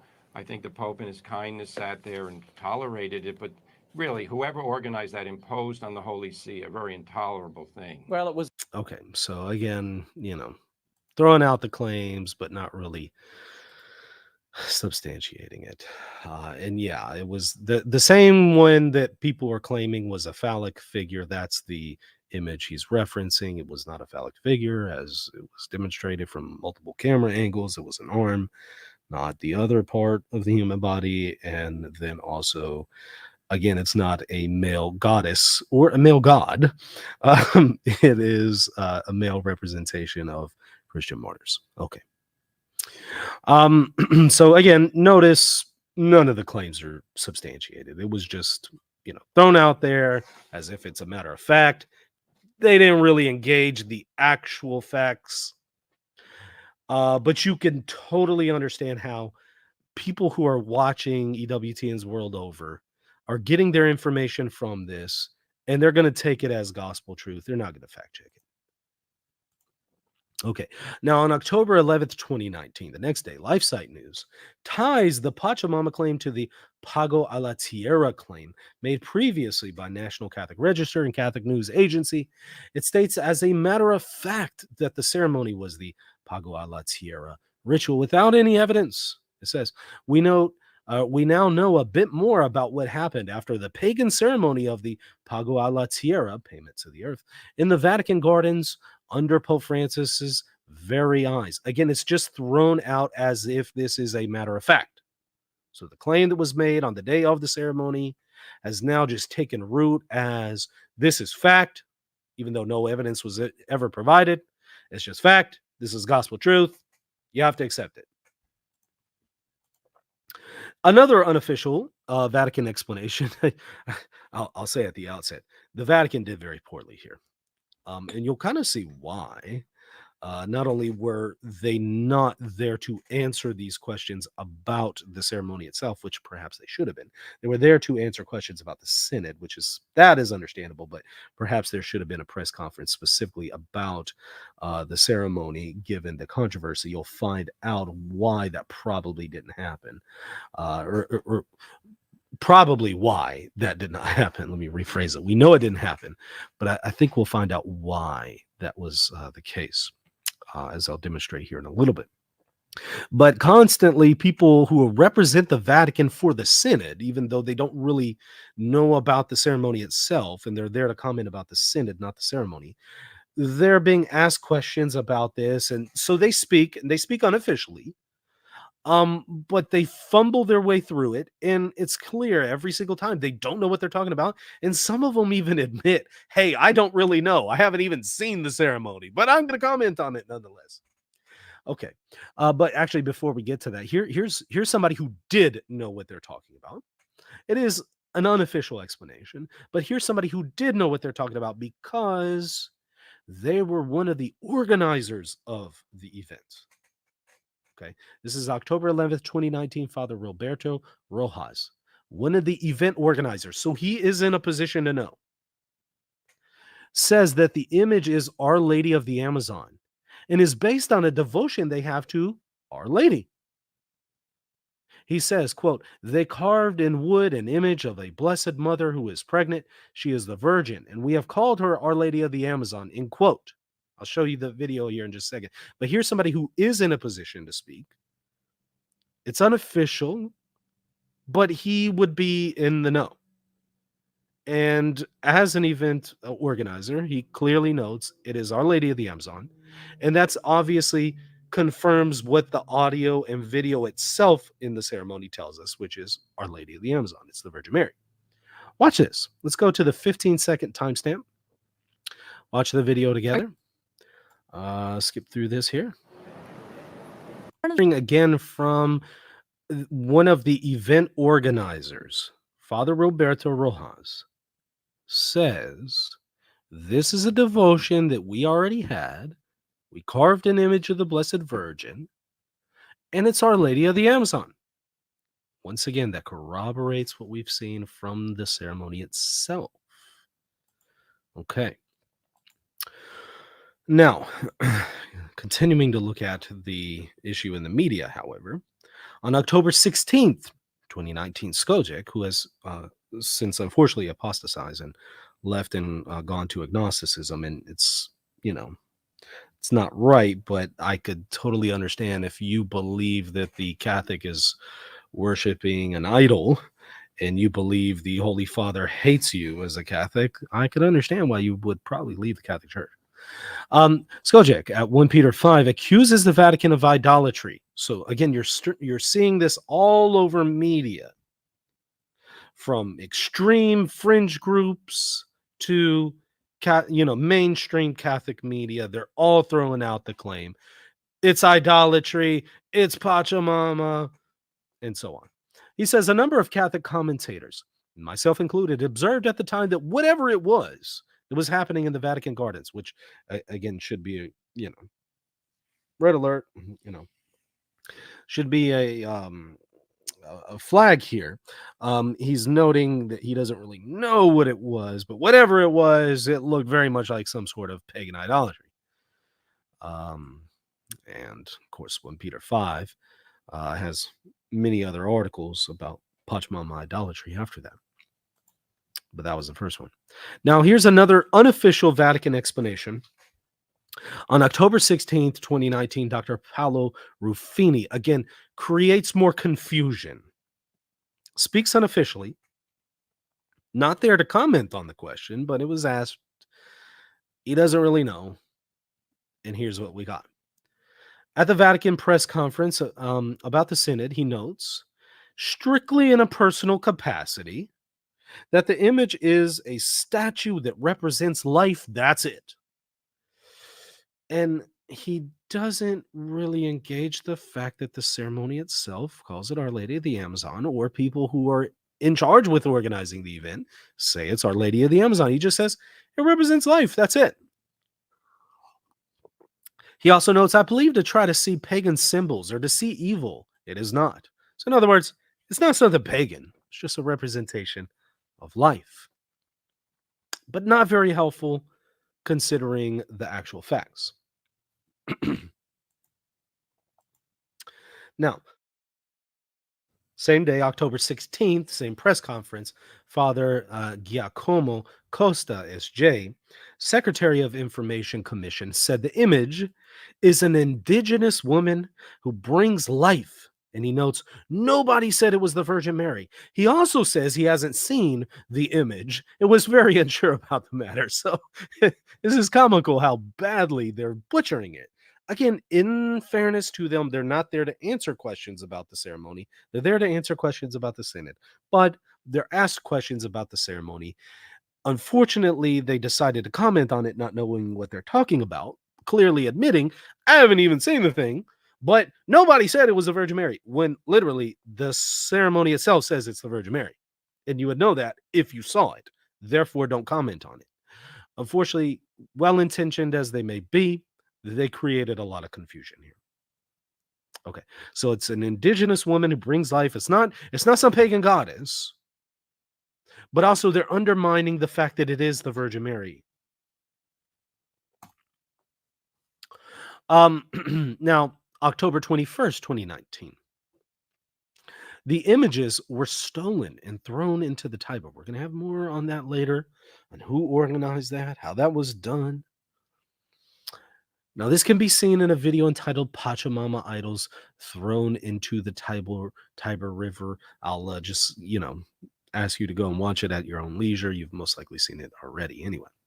But it's just an image where they go and steal it's a video where they go and steal the images and throw them in the Tiber. That's it. Okay, here's another unofficial Vatican explanation from, once again, Dr. Paolo Ruffini.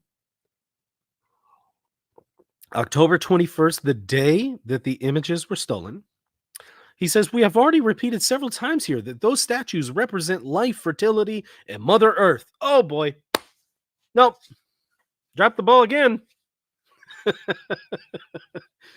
They're all confused. None of them know what they're talking about here. Again, he's speaking unofficially. I get it, but still, come on now. And to say Mother Earth, now that's interesting because Pachamama can refer to either a pagan goddess or just the words Pacha and Mama could mean Mother Earth, right? Pacha being earth, Mama being mother. And this is why, in fact, surrounding Pachamama, there are different devotions. There are some who see Pachamama as merely a representation of Mother Earth. There are others who see Pachamama as an actual goddess. That's the Incan Empire.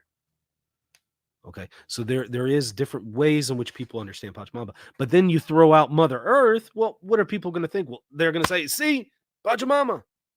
Because you admitted it's Mother Earth. And Pacha means earth. And Mama means mother.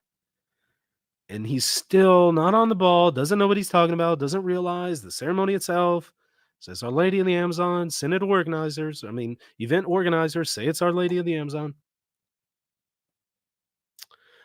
And then, of course, also various volunteers at the Santa Maria in Transpontina, where the images were kept until they were stolen on October 21st. Some of those volunteers at Santa Maria noted that the image represents Mother Earth. And now they're in context, if you go and read the actual transcript, they're referring to Mother Earth, that is Pachamama representing Mother Earth, not Pachamama, the pagan goddess. But they're also creating confusion. Some of the volunteers here. Some of the other people there said, it could be the Virgin Mary too. None of them are very clear on what it is either. So they're creating confusion as well. Now, also note, in conjunction with this discussion about Mother Earth and venerating Mother Earth, the concept of Mother Earth and its veneration can be found in St. Francis and his Canticle of the Sun. He says, "Praise be you, my Lord, through Sister Mother Earth, who sustains us and governs us, who produces varied fruits with colored flowers and herbs." So you can kind of find this tradition of venerating this concept, not worshiping Mother Earth, but, appreciating what God does through earth and giving us life. Kind of see that. And that's how some of these volunteers were understanding Pachamama as just a mere appreciation for Mother Earth, not for some pagan goddess. Now, I want to still say, you're all missing the mark because it's supposed to be Our Lady of the Amazon. So you're all creating confusion. Okay, October 23rd, 2019. Brother Afonso Murad, who was involved with Repam, the group involved with the Synod and the Vatican Garden ceremony, explains what the image is. Now, this is an unofficial explanation, but he gives his account of what he believes it is. This is translated by Pedro Gabriel. And there is a link to the actual Facebook video at the end of this, but it's a pretty long quote, so let me go ahead and read it to you. "I am Brother Afonso Murad, and I am here in Rome at the Synod for the Amazon, and I want to clarify something that many people in Brazil asked me to address. This Monday morning, or what seems like it, a small group entered in the Transplatina Church of the Carmelites, where there have been a series of celebrations about the Amazon, happening in parallel with the Synod. Each day, there are at least 2 moments of prayer, besides lectures and expositions. In that context, there was a series of symbols which were used at this location. Among them, there were 3 female silhouettes of an indigenous pregnant woman that symbolized the earth that takes care of us and also the indigenous people." So he wants to say it's a symbol of earth. "I want to clarify that contrary to what has been heard in Brazil, this is not a religious image." So he's basically saying it's not the Virgin Mary. It's just a symbol of earth. "It was not the object of worship.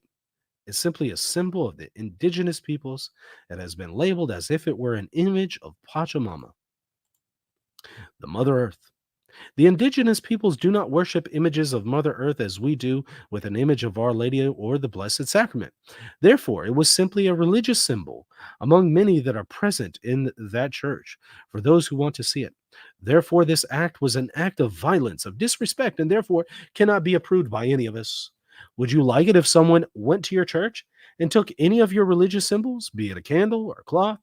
Would you like it? Of course not. Therefore, we are clearly against this violent act, and we also do not give too much importance to it, because what is important is that our eyes, our minds, and hearts are directed towards the Amazon, towards the church, and the Amazon, and for your mission to announce the gospel and a dialogue with the Amazonian people." Again, translated by Pedro Gabriel. You can find a video of it there. But what are we seeing from this? Well, we're seeing more confusion, because you have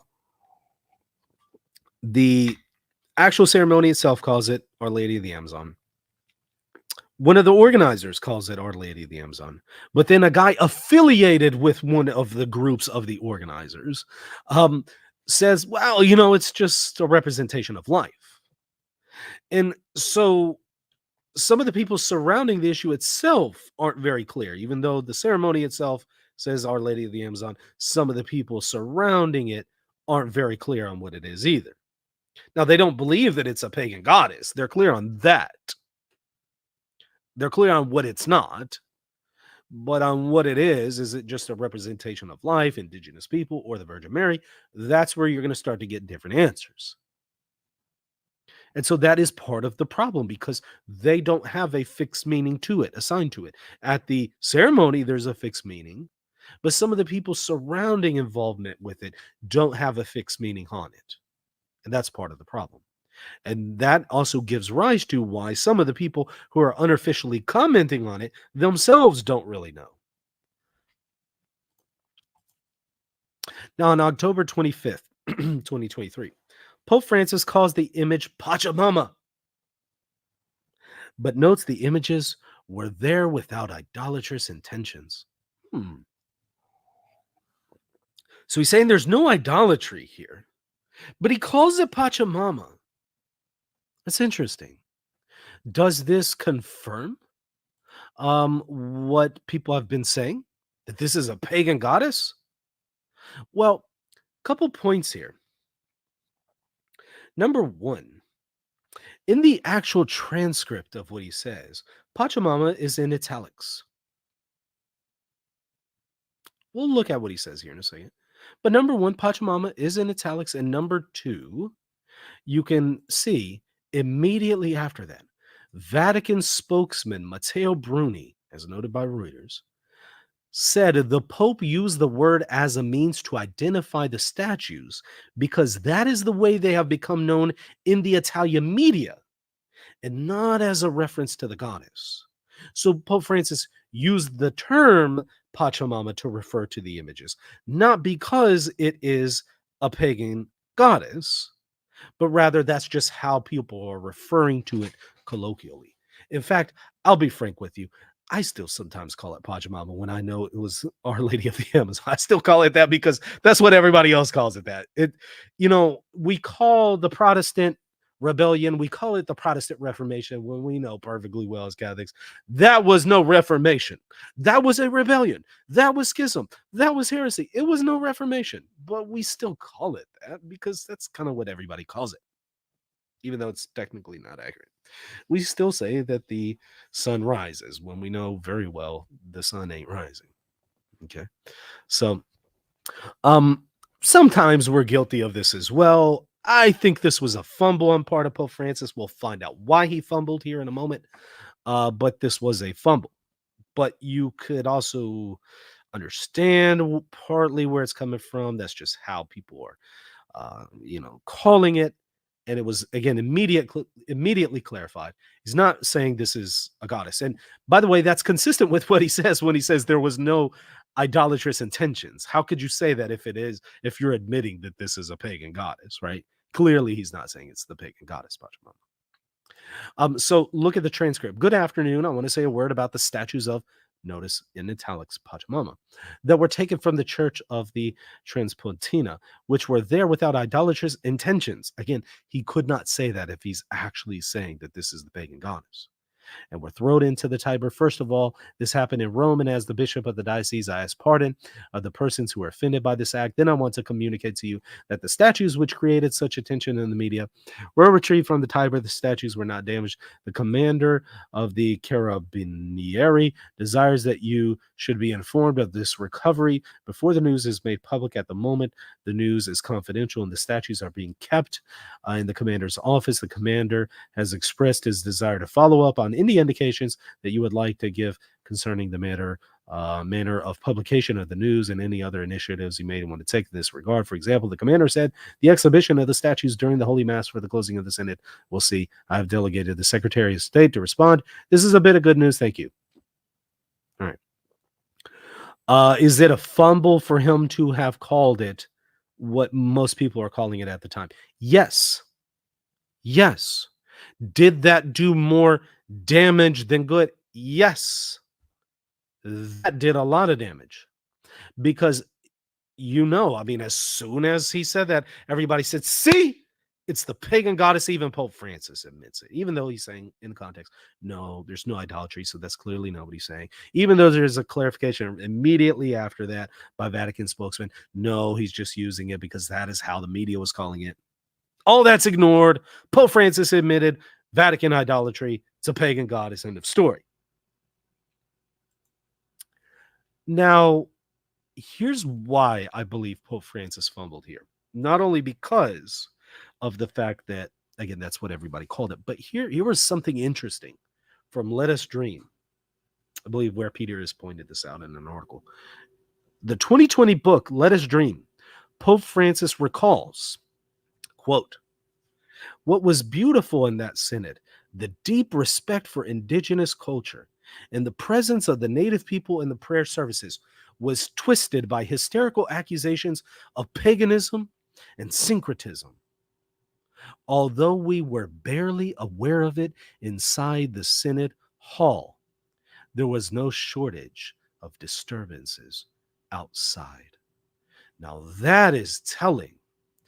The Pope is basically saying, yeah, we heard a little bit about the fact that people are making these claims, but we didn't realize how bad it was.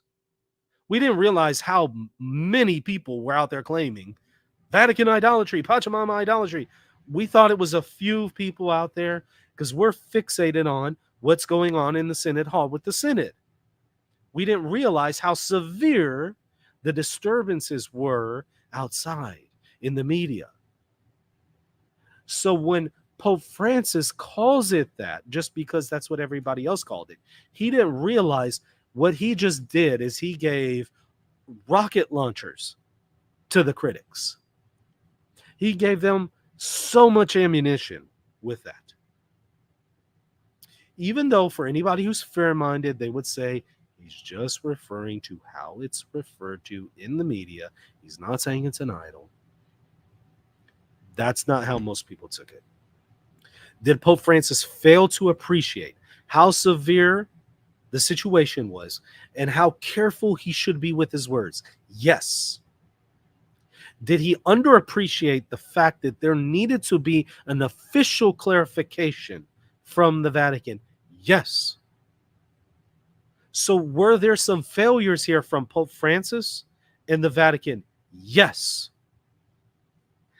However, be that as it may, whatever failures it has, I think we're seeing not all the confusion is coming from the Pope and the Vatican. They're maybe not doing enough to address it, but not all of it is coming from the Vatican. A lot of it is coming from the critics. But this was careless.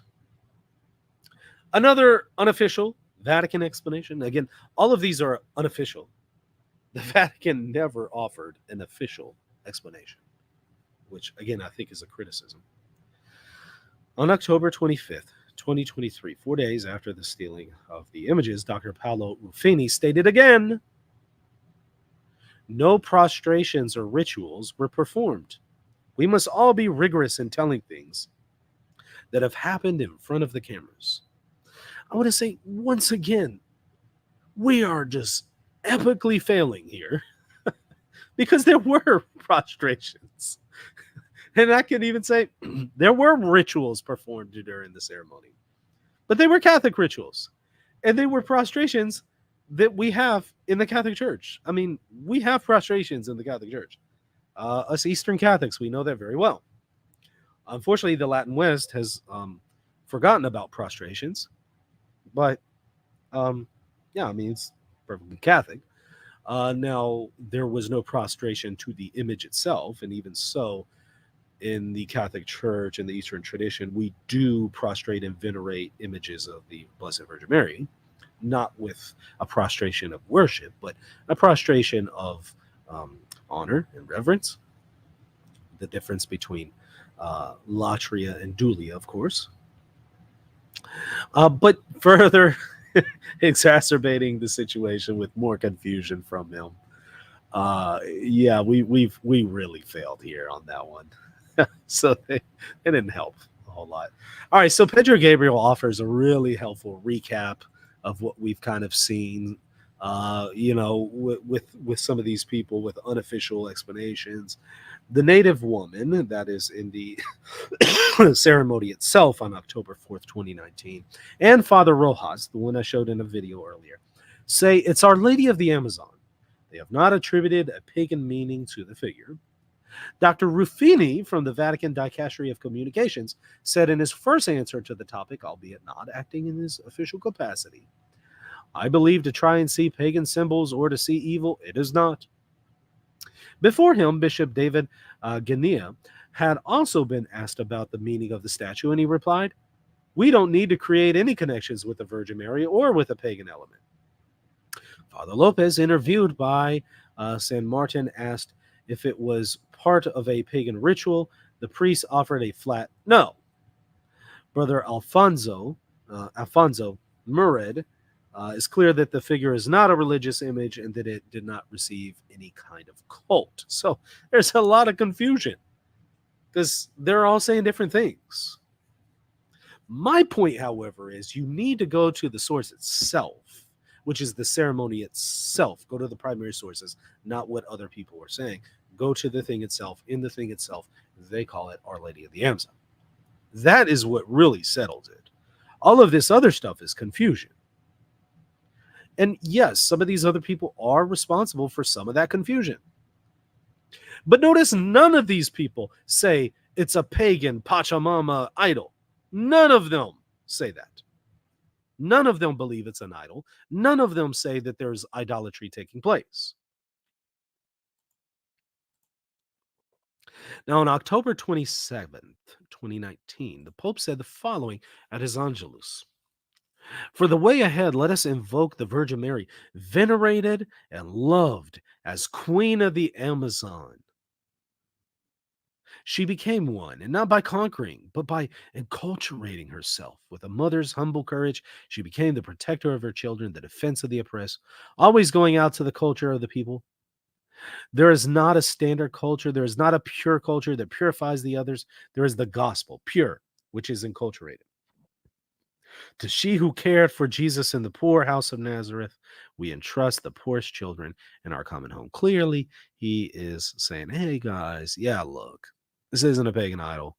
This is the Virgin Mary, the Queen of the Amazon, and this is the Virgin Mary being enculturated into various cultures. Now, the controversy with the Missio Foundation came up in late October. There was a magazine published in April of 2019, so way before the synod, but people dug it up in late October because of the frenzy of Pachamama. Now, the Missio Foundation is a pastoral body formed by the Italian Bishops' Conference that publishes this magazine. Now, again, this magazine is not the decisions of the Italian Bishops' Conference. The Italian Bishops' Conference has a pastoral body, and then that pastoral body has a magazine. And as you can imagine, most of the time the bishops have absolutely nothing to do with any of these things because they're busy, understandably, dealing with a million other things in their diocese, and they delegate these things to laity. Okay, well, the magazine in April of 2019 contained a prayer on page 17 of the magazine, which I'll give a link to in this PowerPoint. Now, it has a prayer to Pachamama, again, way before the actual ceremony in April. It's not clear whether the magazine was promoting the prayer in the magazine as something for Catholics to pray, or it was simply an example of what some in the Andes believe. So it's not clear. They just put a prayer there. And so again, it's not clear, like, are you suggesting that Catholics pray this thing? Or are you just saying that this is basically something that people in the region pray? Again, it resurfaced October 29th from Catholic Culture, the best that I can tell, among others, who were panicking at the time and, found this thing and thought, see, Pachamama idolatry. The Vatican's corrupt. There's a a copy of the magazine, and here is a link to the article that you can read about. Okay, so there was that whole thing too. Now, in 2020, Peruvian Dominican theologian Sister Mila Diaz Solano, after the fact, after the ceremony, she explains what Pachamama means. She says, from the perspective of Peruvians, Pachamama is not a goddess. It is not an idol. It expresses a relationship. Pachamama, outside of any indigenous religion, is a Quechua expression rooted in two words, Pacha, which means earth, and mama, which means mother. If you ask a shaman who is a religious leader from an indigenous religion in the Amazon, or a member of an ancestral religion, non-Christian, the answer you'll receive is different than mine. So if you ask some of these other people, some of these non-Christians and shamans, you ask them what Pachamama is, you're going to get a different answer than what it is for us Christians. Among indigenous and non-Catholic peoples, Pachamama is their goddess, i.e. the land itself. So it's a goddess for them. What we call Mother Nature, as well as the water and other elements of creation. Pachamama has no representation, but many pictures represent the relationship between the people and the land. So there's all kinds of meanings behind this. Behind Pachamama itself, depending on who you ask, there's different views for what it is. So for some, Pachamama is a goddess. For others, Pachamama just represents Mother Earth, or a relationship, or the people, or life, or fertility. It's all over the place. What was it in the image in the ceremony itself? Well, it certainly wasn't Pachamama. Certainly wasn't a Pachamama goddess. It was Our Lady of the Amazon. Another unofficial explanation. I'm sorry. I should redo that title. I apologize. This should actually be an official. I should say official explanation. I'll fix that later. On February 2nd, 2020, Pope Francis released Querida Amazonia and noted the following. So here's the document that came out of the whole synod. Here's the final papal document that came. This isn't the final document from the synod. You do have their final report. This is the final document that he promulgates in his magisterium based on that whole synod and its documents. Quote, it is possible to take up an indigenous symbol in some way without necessarily considering it as idolatry. I mean, that should be Catholicism 101. I mean, so many of the things in our liturgy, that's what we did. I mean, it's just truth right there. A myth charged with spiritual meaning can be used to advantage and not always considered a pagan error. Some religious festivals have a sacred meaning and are occasions for gathering and fraternity, albeit in need of a gradual process of purification and maturation. This is nothing new from Pope Francis, by the way. This is constant Catholic teaching. In fact, I did a whole video on Catholicism and enculturation. A missionary of souls will try to discover the legitimate needs and concerns that seek an outlet in a time imperfect, partial, and mistaken religious expressions, and will attempt to respond to them with an encultured spirituality. Okay. But it's clear he's basically putting this in there to say, look, there's no idolatry. We're not in favor of idolatry. We're not worshiping some pagan goddess. You can have indigenous symbols that are not necessarily idolatrous. Now, before we get into the next section here of condemnations of Vatican idolatry by various figures, we're going to take a quick break because we're about an hour and 20 minutes into this. So I'm going to step away, get me some more coffee, and we'll meet back in about 5 minutes. So let's give it just a moment here.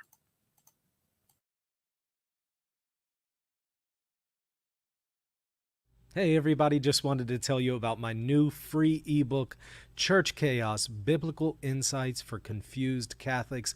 If you are a confused Catholic and you're thinking about leaving the Catholic Church, or you're thinking about converting to the church, but you see that there's a crisis in the church and you're just unsure, this is the book for you. Again, it is free. Just simply go to reasonandtheology.com. You'll see a pop-up that comes up on your screen. Just simply click on it and you'll put in your email and it will provide you the free PDF ebook right then and there. Please check it out if you're confused about the situation in the Catholic Church today. reasonandtheology.com.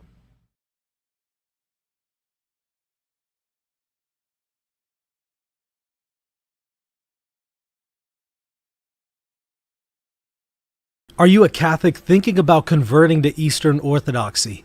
Or are you a Protestant discerning whether or not to become Catholic or Eastern Orthodox? If so, I have the book just for you. It's called Answering Orthodoxy. It engages all of the arguments that Eastern Orthodox use against the Catholic Church. I respond to all of them. I show that they are in error, and in fact, they're inconsistent, because the things that Orthodox are objecting to are in fact found in their own tradition. So the fullness of the faith can only be found in the Catholic Church. Check out the book right now at shop.catholic.com for your copy today. All right, let's continue here. So let's look at condemnations of Vatican idolatry in Catholic media. So on November 5th, Father Mitch Pacwa claims the ceremony that took place on October 4th was the worship of an idol. This can be seen in a video entitled Scripture and Tradition with Father Mitch Pacwa on EWTN on his channel, on his show there. You can watch it at your own leisure.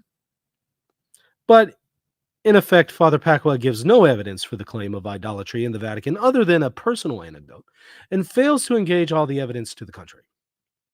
It was pretty disappointing. On October 26, 2019, Bishop Schneider, again, the very one who signed a document in 2022 condemning the papal magisterium for teaching heresy, compares the Vatican garden ceremony to the golden calf and claims it was Pachamama idolatry without any evidence or engagement of the facts. So it's just thrown out there as if this is gospel truth. In the October 26 open letter, Bishop Schneider is also calling on all Catholics, bishops, priests, and laity to offer acts of reparation, protest, and correction for the use of the Pachamama statues, which he calls a new golden calf. Bishop Schneider writes, syncretism and paganism are like poisons entering the veins of the mystical body of Christ, the church. So, a lot of people who follow and respect him are, being fed this stuff by Bishop Schneider, and you could understand why they are very concerned. Moving on to the next one, on October 24th, an interview with EWTN's Raymond Arroyo, Cardinal Mueller, again, who was one of the 2016 Dubia signers, as well as the 2023 Dubia signers, again, the three very problematic cardinals that we see stirring up issues every single time before every single synod in this pontificate, Cardinal Mueller, Cardinal Brandmueller, and Cardinal Burke. And he now comes out and claims the ceremony was idolatrous without any evidence or engagement of the facts. He says the great mistake was to bring the idols into the church, not to put them out. Let me remind you, this is the same Cardinal Mueller who recently came out and accused Pope Francis of teaching heresy many times. Okay, on October 29th, Cardinal Brandmueller, again, 2016 Dubia, 2023 Dubia, claimed the ceremony was idolatrous, but he provides no evidence and did not engage the facts, just like Cardinal Mueller. He says these two courageous Maccabees, the people who removed the abomination of desolation in the holy place, are the prophets of today. Wow, strong language. Obviously, the abomination of desolation harkens back to the book of Daniel, and also the abomination of desolation that took place in the temple in 70 AD. Okay. Now, December 12th, Cardinal Burke states in a homily, again, Burke, 2016, 2019, 2023, each synod, stirring the pot. He says this in a homily: Satan makes bold to sow his lies and the seeds of confusion and destruction also in the church. A most shocking manifestation of how Satan has entered into the church was the recent cult of the pagan idol, the Pachamama, Mother Earth, in the Vatican gardens, and even more grievously before the tomb of St. Peter in St. Peter's Basilica. He also stated it was the most grievous offense to God, the clear and unconscionable violation of the first commandment. in a homily in a Catholic church at the shrine of Our Lady of Guadalupe during the liturgy accuses the Vatican of Pachamama worship and idolatry.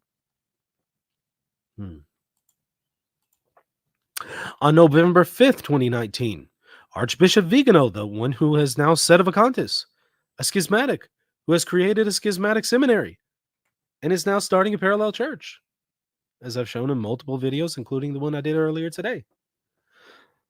This schismatic says, he speaks out against the Vatican's alleged idolatry of Pachamama. He notes, like many others, including Bishop Athanasius Schneider and Professor Roberto de Mattei, I think this young man is a hero, in reference to the one who threw the images into the Tiber.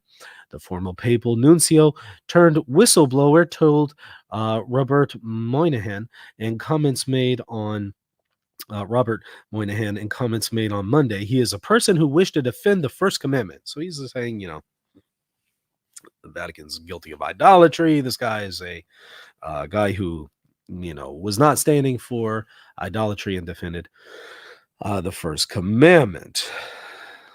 And by the way, the whole whistleblower, what's funny is his first letter coming out, accusing the Pope and everybody else. Turns out a lot of that was just fake information, fake news, false claims. And that didn't turn out very accurate. That was posted by Church Militant.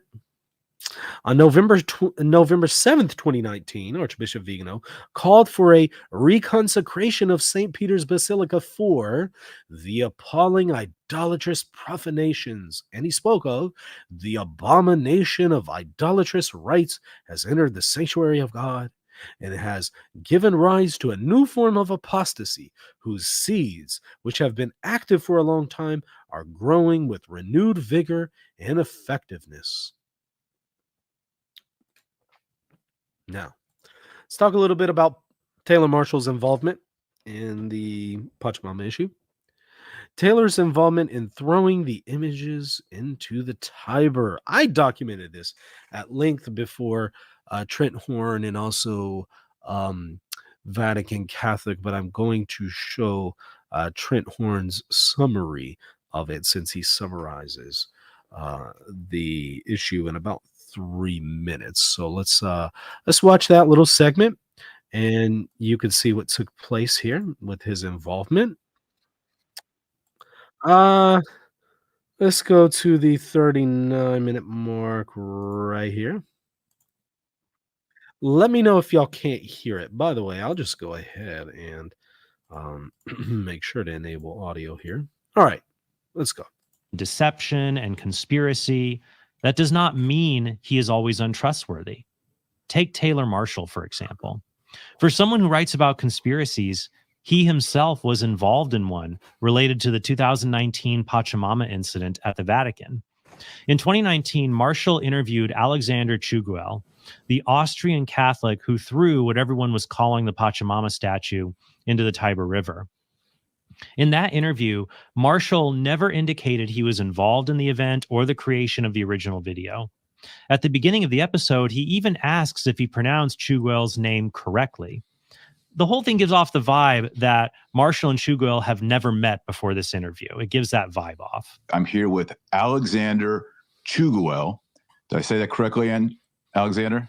Yes, you did. He is the man. You've seen him in the video. I mean, we saw people come out and rally, even though we didn't know your name, we didn't know your face. We saw people come out and take a stand and say, idols in church is a step too far. It's interesting that this interview is now unlisted and it's not. Yeah, I remember I pointed this out at the time because I thought, wait, hold on. As soon as the new video between him and Alexander came out with the points of discontinuity, I tried to go back and find the original video, could not find it. And it was because it was unlisted. Finally, somebody sent me a copy of it and I saw, oh, wow, this is why I couldn't find it. It was unlisted. I remember I went live at the time and asked the question, hey, is there a reason why this is unlisted? Because it does seem a little conspicuous here that the very video that now shows some massive points of discontinuity with what was just revealed on Taylor Marshall's live stream that he was not expecting to be revealed. but his guest revealed it. Now that this shows some massive points of discontinuity, why is the original video all of a sudden unlisted and people can't go and find it and see these points of discontinuity? I asked that question. Of course, Taylor Marshall never responded and gave an explanation. Not publicly available on Marshall's YouTube page. That's probably because in 2020, when Chugwell was interviewed again on Marshall's podcast after he got COVID, he inadvertently revealed that he had met Marshall before this first interview in 2019. In fact, Marshall planned the whole thing. He paid for Chugwell to fly to Rome, and then Marshall was involved in the creation of the video that was later put on YouTube about this. Here's what they said. Everyone knows you as the guy who threw the Pacha idols in the river, and we thank you again for doing that. That was a great moment of victory and joy. Well, now Taylor, isn't now the time to tell the people a little bit about how we were in contact? I guess perhaps we can. I wasn't prepared for that, but yeah, Alexander and I. Note this: he was not expecting for this to happen live on his show. Alex already brought it up, so he can't be like, "No, don't tell anybody about that," because then everybody's going to be like, "Wait, what are you hiding here?" So he now tells us a very different story, and whenever we find out that this story is completely at odds in several areas with what he originally said in his interview with Alexander, we all of a sudden started asking questions, but the original video was unlisted, so we couldn't go back and actually show, hey, hold on, there's some massive points of discontinuity here, because again, he unlisted it right at that time. Had met in Rome before all this. We met before even the Pachas were out. And when we learned about the tree that was planted in that ceremony with the Pachas, we were at dinner and we were discussing how we might go in and rip that tree out of the ground. How dare they plant a tree? We need to rip that tree out. Who does this? We need to go. Go rip that tree out. How dare they? I could see Taylor over there trying to pull the tree out. Straining, trying to pull at the tree trunk. What? Why? What did the tree do? Why does it have to suffer punishment because it was planted? But anyways, yeah, now we're also noticing a very different story. He clearly knew how to pronounce his name. They had known each other for over a month and had met and all that. Yeah. There's other points of massive discontinuity, which are mutually exclusive. Like they're diametrically opposed. They cannot be harmonized. You worked out your plan with your friend, and I wired you some money for airfare, and you guys flew from Vienna over to Rome, and you got it done. That's it. Yes, it was a wonderful thing. And then you sent me the video footage. Yes, and you cut it. And I edited the video. Except in the original video, Alexander said he was the one who edited the video, but just throwing that out. Okay. Footage. And then this has never been told before. And then as I just waited until you texted me and said, our airplane is off the ground in Rome. We're free. We're out of Rome. And then at that point, I uploaded the footage. So as I said, conspiracies to promote false narratives didn't Alexander say he was the one who uploaded it at the airport? Do happen. But that doesn't mean the people involved are always untrustworthy, be they the U.S. government or Taylor Marshall. Not everything Taylor Marshall or other online traditionalists do is bad.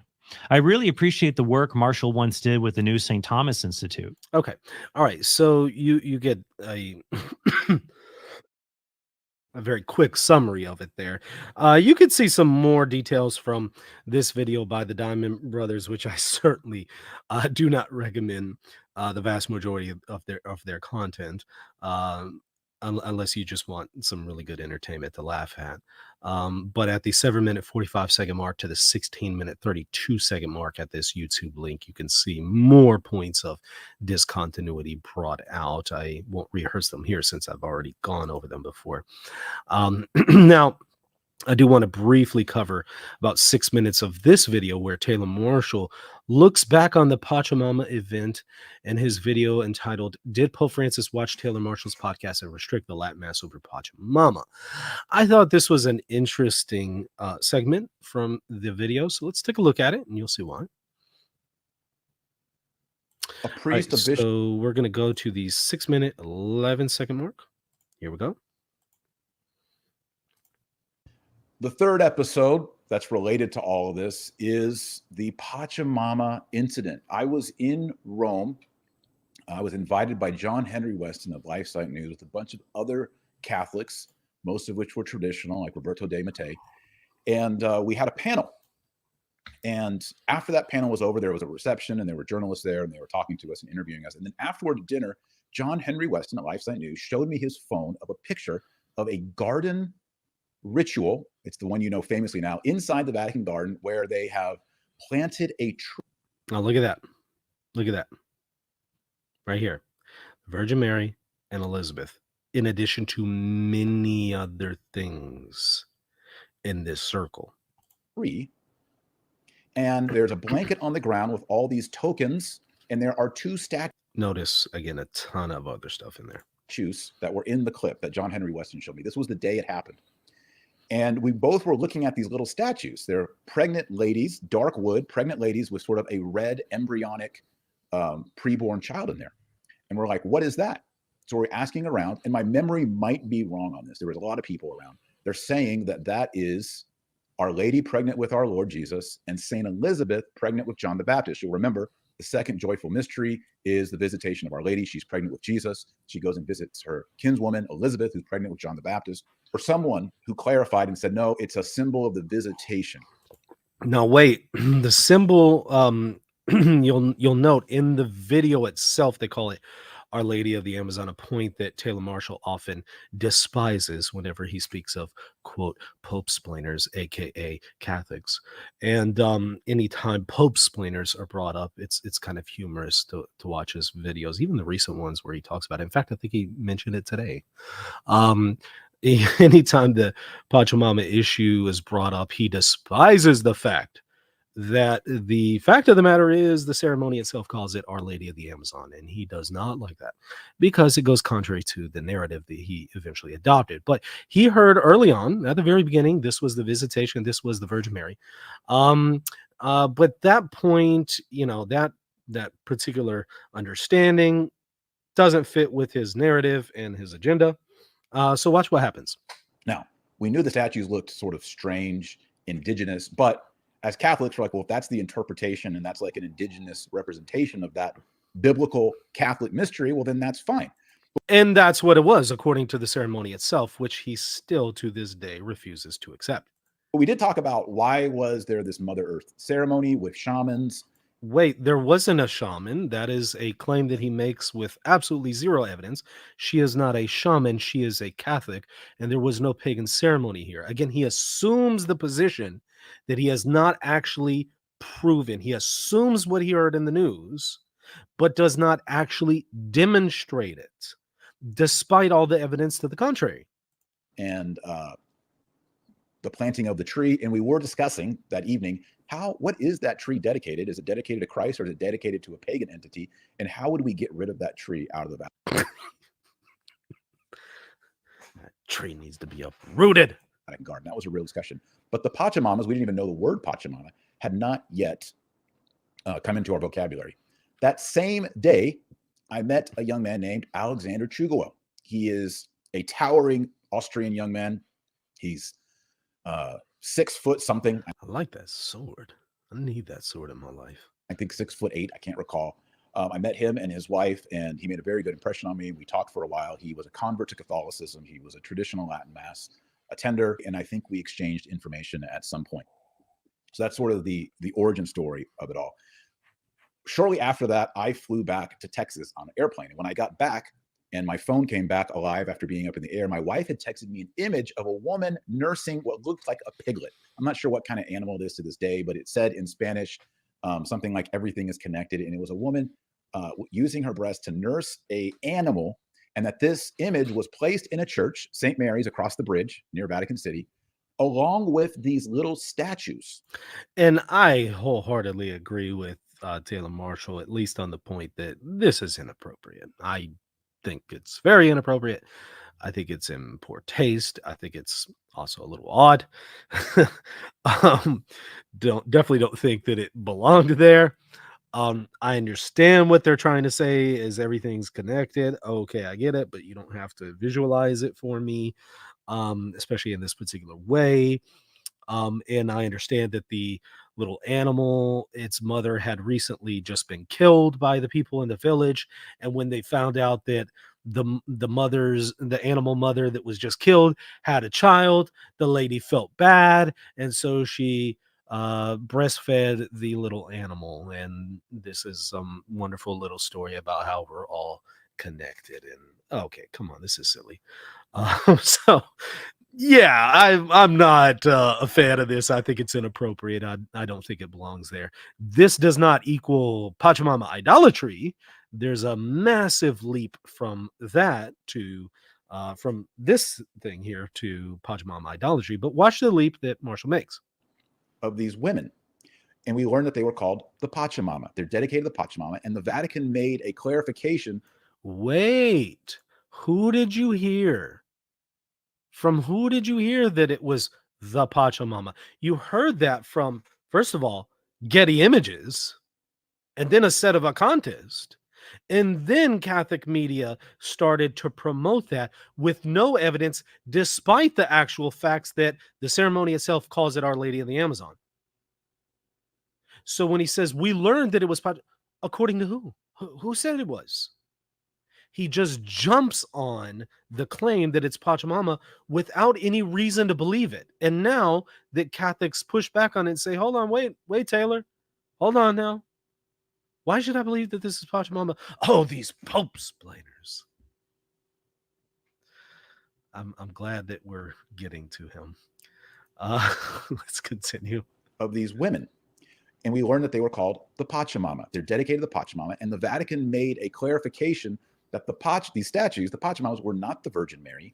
The Vatican did not make that clarification. The people who had spoke about the issue were not officially speaking on behalf of the Vatican. You see the misinformation here. Now, clearly he didn't check his facts before disseminating this information. He just thinks, well, a Vatican spokesman said, yeah, but they weren't authorized to speak on the issue. They were supposed to be speaking on the synod. And even the people themselves admitted they didn't know what they're talking about. And again, this is all contrary to the actual facts of what the ceremony itself said. Were not Christian saints. They were images of the indigenous deity Pachamama. Who was actually, no, even the fumbling representatives there who spoke on what it was clearly said it was not anything pagan. But here he's saying, no, it was admitted that it's pagan. Wait, that's not what they said. They said it wasn't anything pagan. It was a Mother Earth goddess in South America. Well, when I saw that image and I saw these Pachamamas, I immediately began to book a flight back. I wanted to go back to Rome, and we were going to remove the Pachamamas. Now, and rip that tree out. There's a bunch of other details in the next several days that I'm not at liberty to discuss. And perhaps one day when Pope Francis dies and goes to his reward, I will be able to tell the entire saga of what happened in those days. That's interesting. I wonder what he hasn't told us yet, because the things that he didn't tell us before contradicted things that he told us previously. So I wonder what else we're going to find out that is in discontinuity with what he told us. But anyways, okay. Let's watch it just a little bit more here. But needless to say, plans did not work out. And I contacted the young, fiery Austrian, full of faith that I knew, and suggested, hey, if I can get you to Rome, can you get the Pachas out of our Catholic Church? They were and rip that tree out. Actually on the altar in St. Mary's across on the Tiber River. How dare they have the Virgin Mary on the altar? Can you just get them out there? And we discussed whether to film it or not, and we decided it should be filmed so that people would know that it actually did happen, and no one at the Vatican could say it didn't happen, or they could say that it was criminals that stole them. We wanted it to be very clear that they were removed and why they were removed. Well, it was an act of theft, in fairness. And that we would remain anonymous. That was the deal. So Alexander and another Catholic man agreed to do that. I arranged to get the flights, and they flew into Rome. As you know, you've seen the famous video. The Pachamamas were rounded up, these vile idols. Again, just assuming it's Pachamama, assuming it's idolatry. No actual evidence for this. Just, again, he bought into the narrative hook, line, and sinker, and continues to disseminate it with no evidence, and, again, contrary to the facts. They're idols. Read Moses, read Jeremiah, read Ezekiel, read Daniel, read the minor prophets, read the book of Revelation. Sounds like Protestants who will remind us of all this and say that we shouldn't be having images of the Virgin Mary or of Jesus or any of that. And they'll say, read Moses and read Exodus and read this and read that. God is opposed to idolatries. It's the first commandment in the 10 Commandments. You know who agrees with that? Pope Francis. He has said that over and over and over. He agrees idolatry is wrong, and the people at the Vatican Garden ceremony did not engage in idolatry. He, again, just assumes what needs to be proven. What really just took place here is Alexander and associates stole some images of the Virgin Mary and threw it into the Tiber. Okay, congratulations. He rounded up the Pachamamas. He went out on the bridge above the Tiber, right there by Castle San Angelo, and threw them into the river. And that was it. That was the story. Then he sent me the video footage. I arranged it. I waited until they were wheels up and flying out of Rome, because I did not want, none of us wanted them to be detained or arrested in Rome. Once they were out, I released the footage. Again, compare the account that he's giving here compared to what Alexander initially said in the original interview. Just compare the two stories. And it was history. That was it. There was never a desire to make a publicity stunt. There was, well, okay, but there doesn't seem to be a whole lot of desire to fact check things either. Never a desire to grift. There was never a desire to make money off of it. It was, and I'm telling you this honestly. But you did, though, right? I mean, donations did come in, though, right? They were sent to Alexander, and I imagine some people really appreciated Taylor for his involvement in the issue. So I imagine there was some money that was made, even if that wasn't the intention. And okay, but it was certainly raised due to a situation that isn't even accurate to begin with. This wasn't an idol. It was an act of devotion and piety to Jesus Christ. But not one of fact-checking and sincerity. Because if we were sincerely seeking the truth, we would have considered the fact that there was no evidence it was Pachamama. So there is that problem here. And I have zero regrets to this day. I would do it again. I know Alexander would do it again. That's a problem. That's a problem, because there should be a desire to seek the truth here if we serve the God in truth. Happen. Now, people would say, well, why didn't you come clean from day one and say you were involved in it? I wanted to remain anonymous. I didn't want to take credit for it. In fact, a lot of time, some time passed before that came out. And it came out because I was doing an interview with Alexander live on this YouTube channel. And Alexander said it. He said, he didn't tell me he was going to do that. We didn't plan it. I didn't know it was going to happen. And we were on the spot live. And so I said, yeah. And he spilled the beans. And then we heard a story that was completely at odds with what he had originally told us. That's the problem. Was involved in the background of helping make it happen. And that's it. You never heard me say, therefore, send me some money, or therefore. But they did ask for donations, though, right? Join on my Patreon channel or anything like that. It's never been that way. Okay. But they did ask for donations for Alexander, if I recall correctly. And that's fine. I mean, I assume there's no real intention here of, they just did this to raise money. I don't think that is the intention. I could be wrong. I can't read their hearts, but I'm going to assume that's not the case. I'm going to give them the judgment of charity and just say that they thought that they were doing a good thing here. That's my perspective on it. Again, I could be wrong, but I'll give them the judgment of charity. But I will point out that there wasn't a sincere pursuit of the truth here, because if there was, he would know that what he's saying is false, because all of the facts and evidence show otherwise. Okay, so let's wrap it up here with the coming towards the end of the presentation. Okay, now, is the image appropriate? That is another question that needs to be addressed. Is this an appropriate depiction of the Virgin Mary? Well, depends on who you ask. You know, different cultures, different times, different places have different depictions of the Virgin Mary. Some say, I think this is inappropriate because she's bare-breasted. Okay, we'll take a look at some of these medieval paintings of the Virgin Mary, bare-breasted. This one features also the Virgin Mary. Looks like some milk from her breast is being squirted into the saint's mouth. The lactation of Saint Bernard. Now, the people at the time, I'm sure, didn't see that as inappropriate. In fact, saints didn't see it as inappropriate at the time. I imagine people today, probably at least in America, I don't know, I can't speak for everybody who's watching here, but I imagine some people feel a little uncomfortable with some of these images. So again, it's going to be based on, you know, culture, place, time period, you know, setting. What is an appropriate depiction of the Virgin Mary? What is not? You know, there's different views here, right? And so if you say I think it's inappropriate, the fact that she was bare-breasted, okay, but just keep that in mind with some of the medieval paintings as well, and you know. There have been historically some other depictions of the Virgin Mary as actual Pachamama, like the pagan goddess Pachamama. The pagan goddess Pachamama is a mountain, depicted usually as a mountain. Let me show you. There have been some traditional depictions of the Virgin Mary as this Pachamama mountain. You can see it right here. This is obviously pre-conciliar.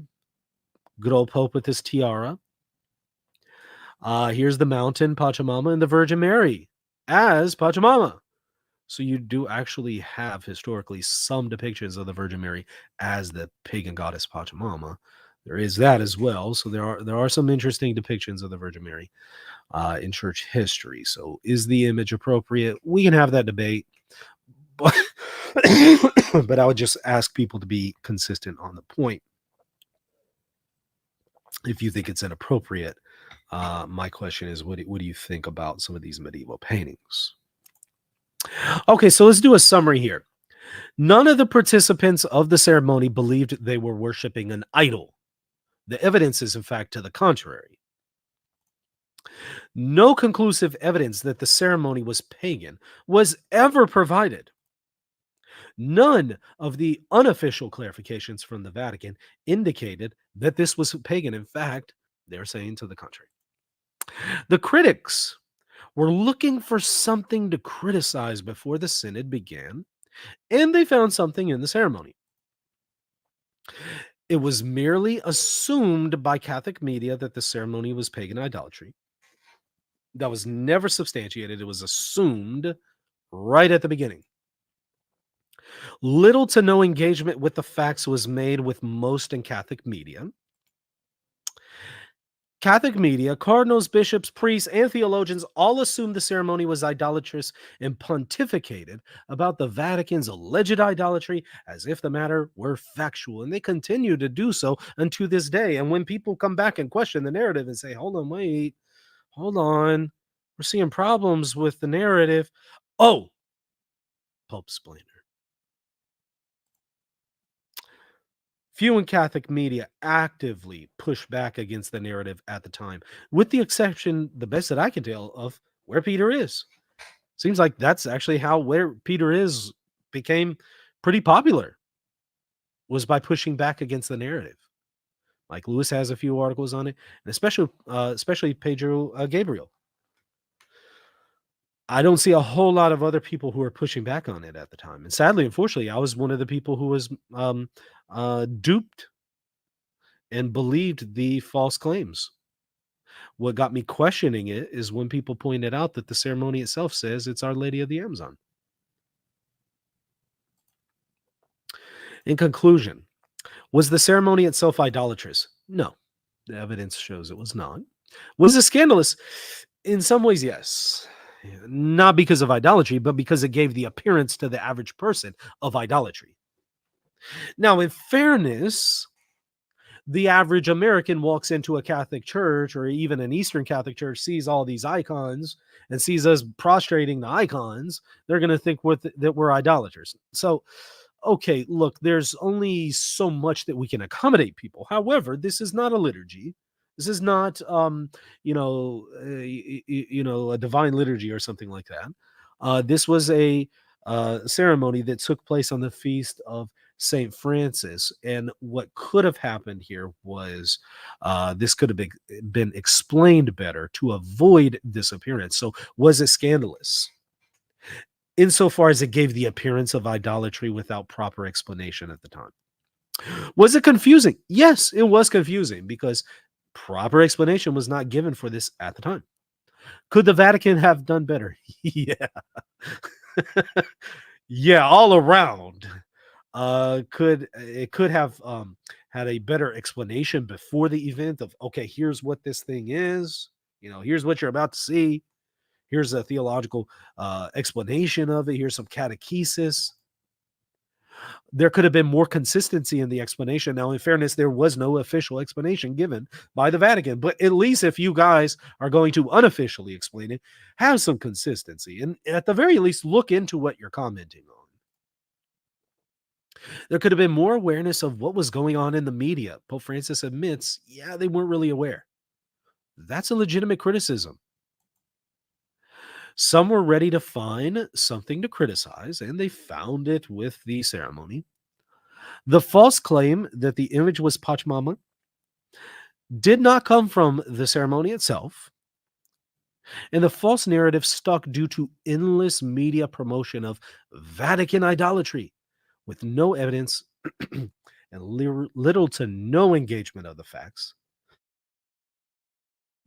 Lastly, is the image appropriate? Debatable according to time, place, and culture. And that is it. That's the end of my presentation. I hope y'all found this helpful. You'll want to couple this video with that one that I did with Father Deacon Dragani about the truth of the Vatican Garden ceremony. I'll put a link to it in the show notes. I'll also create a link to Reason and Theology where I'll have in the article an embedded PowerPoint presentation, the one that you've seen here, that will have all of the links to everything that I referred you to. You can go and watch it, check timestamps, check resources. I showed you most of it on the screen as we went through together, but for a few other things, I just said, hey, check it out at your own leisure.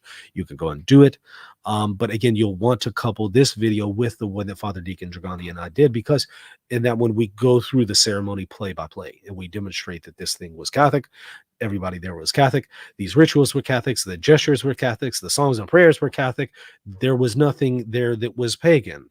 And the image itself was Our Lady of the Amazon, according to the ceremony. So where is the Pachamama? Where's the paganism? It's not there. This is a narrative that was created after the fact by, it seems, both secular and Catholic media. They perpetuated the narrative, I hope unknowingly, and just because they were confused. The Vatican did a very, very poor job in explaining things because it never officially explained it. And the few people who spoke off the cuff with no information, didn't know what they were talking about, weren't officially clarifying, and then they were all over the place. There wasn't a fixed meaning surrounding the image with some of the other people surrounding the event, so they unintentionally caused some confusion. At the very least, though, they all agree it wasn't Pachamama, the pagan goddess, and there was no idolatry. There's at least that consistency. But the narrative continued. People took it to be fact after a while, and we've heard endless condemnations of the Vatican and its idolatry and its worship of Pachamama, and they continue the false narrative unto this day. And when people like myself question it, they just try to slander us and try to dismiss us and don't engage the actual issues. And it's once again thrown in our faces every single day for faithful Catholics who want to stand up and say, hey, I'm questioning the narrative of what you say about Pope Francis, but Pope Francis is an idolater, but Pachamama. That's the number one objection that I hear. So it's an issue, unfortunately, that lasts and endures to this very day. Again, Taylor Marshall was on his channel today talking about Pachamama and mocking Pope splainers. So some people were asking in the comment section, why are you talking about Pachamama again? Because they are talking about Pachamama again. And this is all they do is talk about Pachamama. They never stop talking about Pachamama. And when they stop talking about Pachamama and they stop promoting the narrative, then Catholics who defend Holy Mother Church won't have to talk about Pachamama anymore. But until then, as long as they continue to disseminate fake news and false accusations, faithful Catholics are going to have to respond.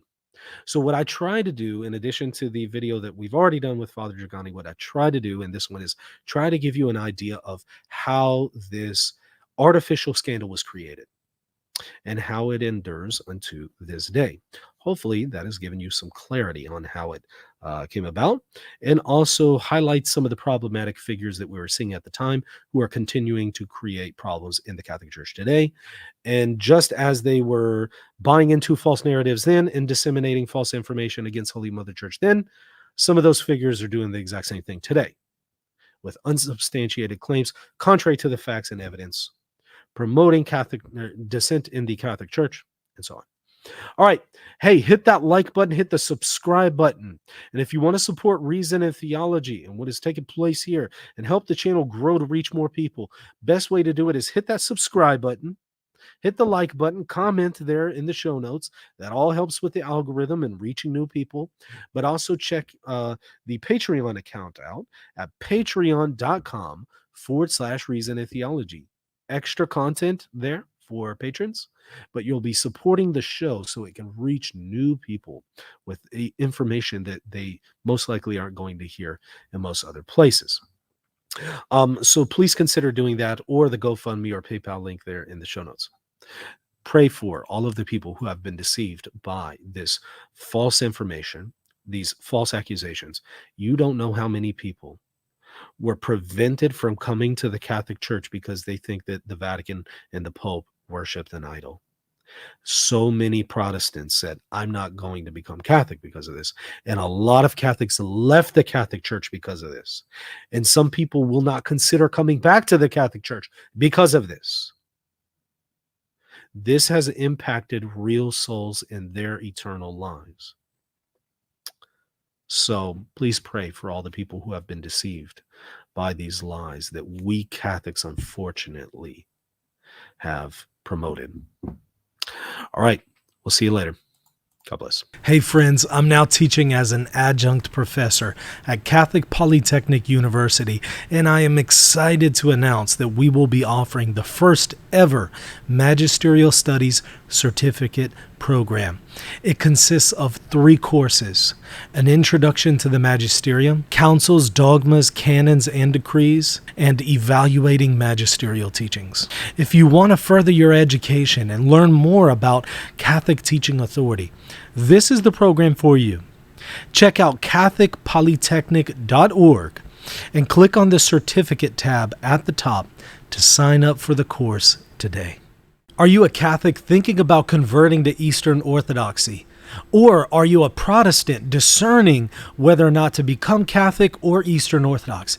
If so, I have the book just for you. It's called Answering Orthodoxy, and engages all of the arguments that Eastern Orthodox use against the Catholic Church. I respond to all of them. I show that they are in error, and in fact, they're inconsistent, because the things that Orthodox are objecting to are in fact found in their own tradition. So the fullness of the faith can only be found in the Catholic Church. Check out the book right now at shop.catholic.com for your copy today.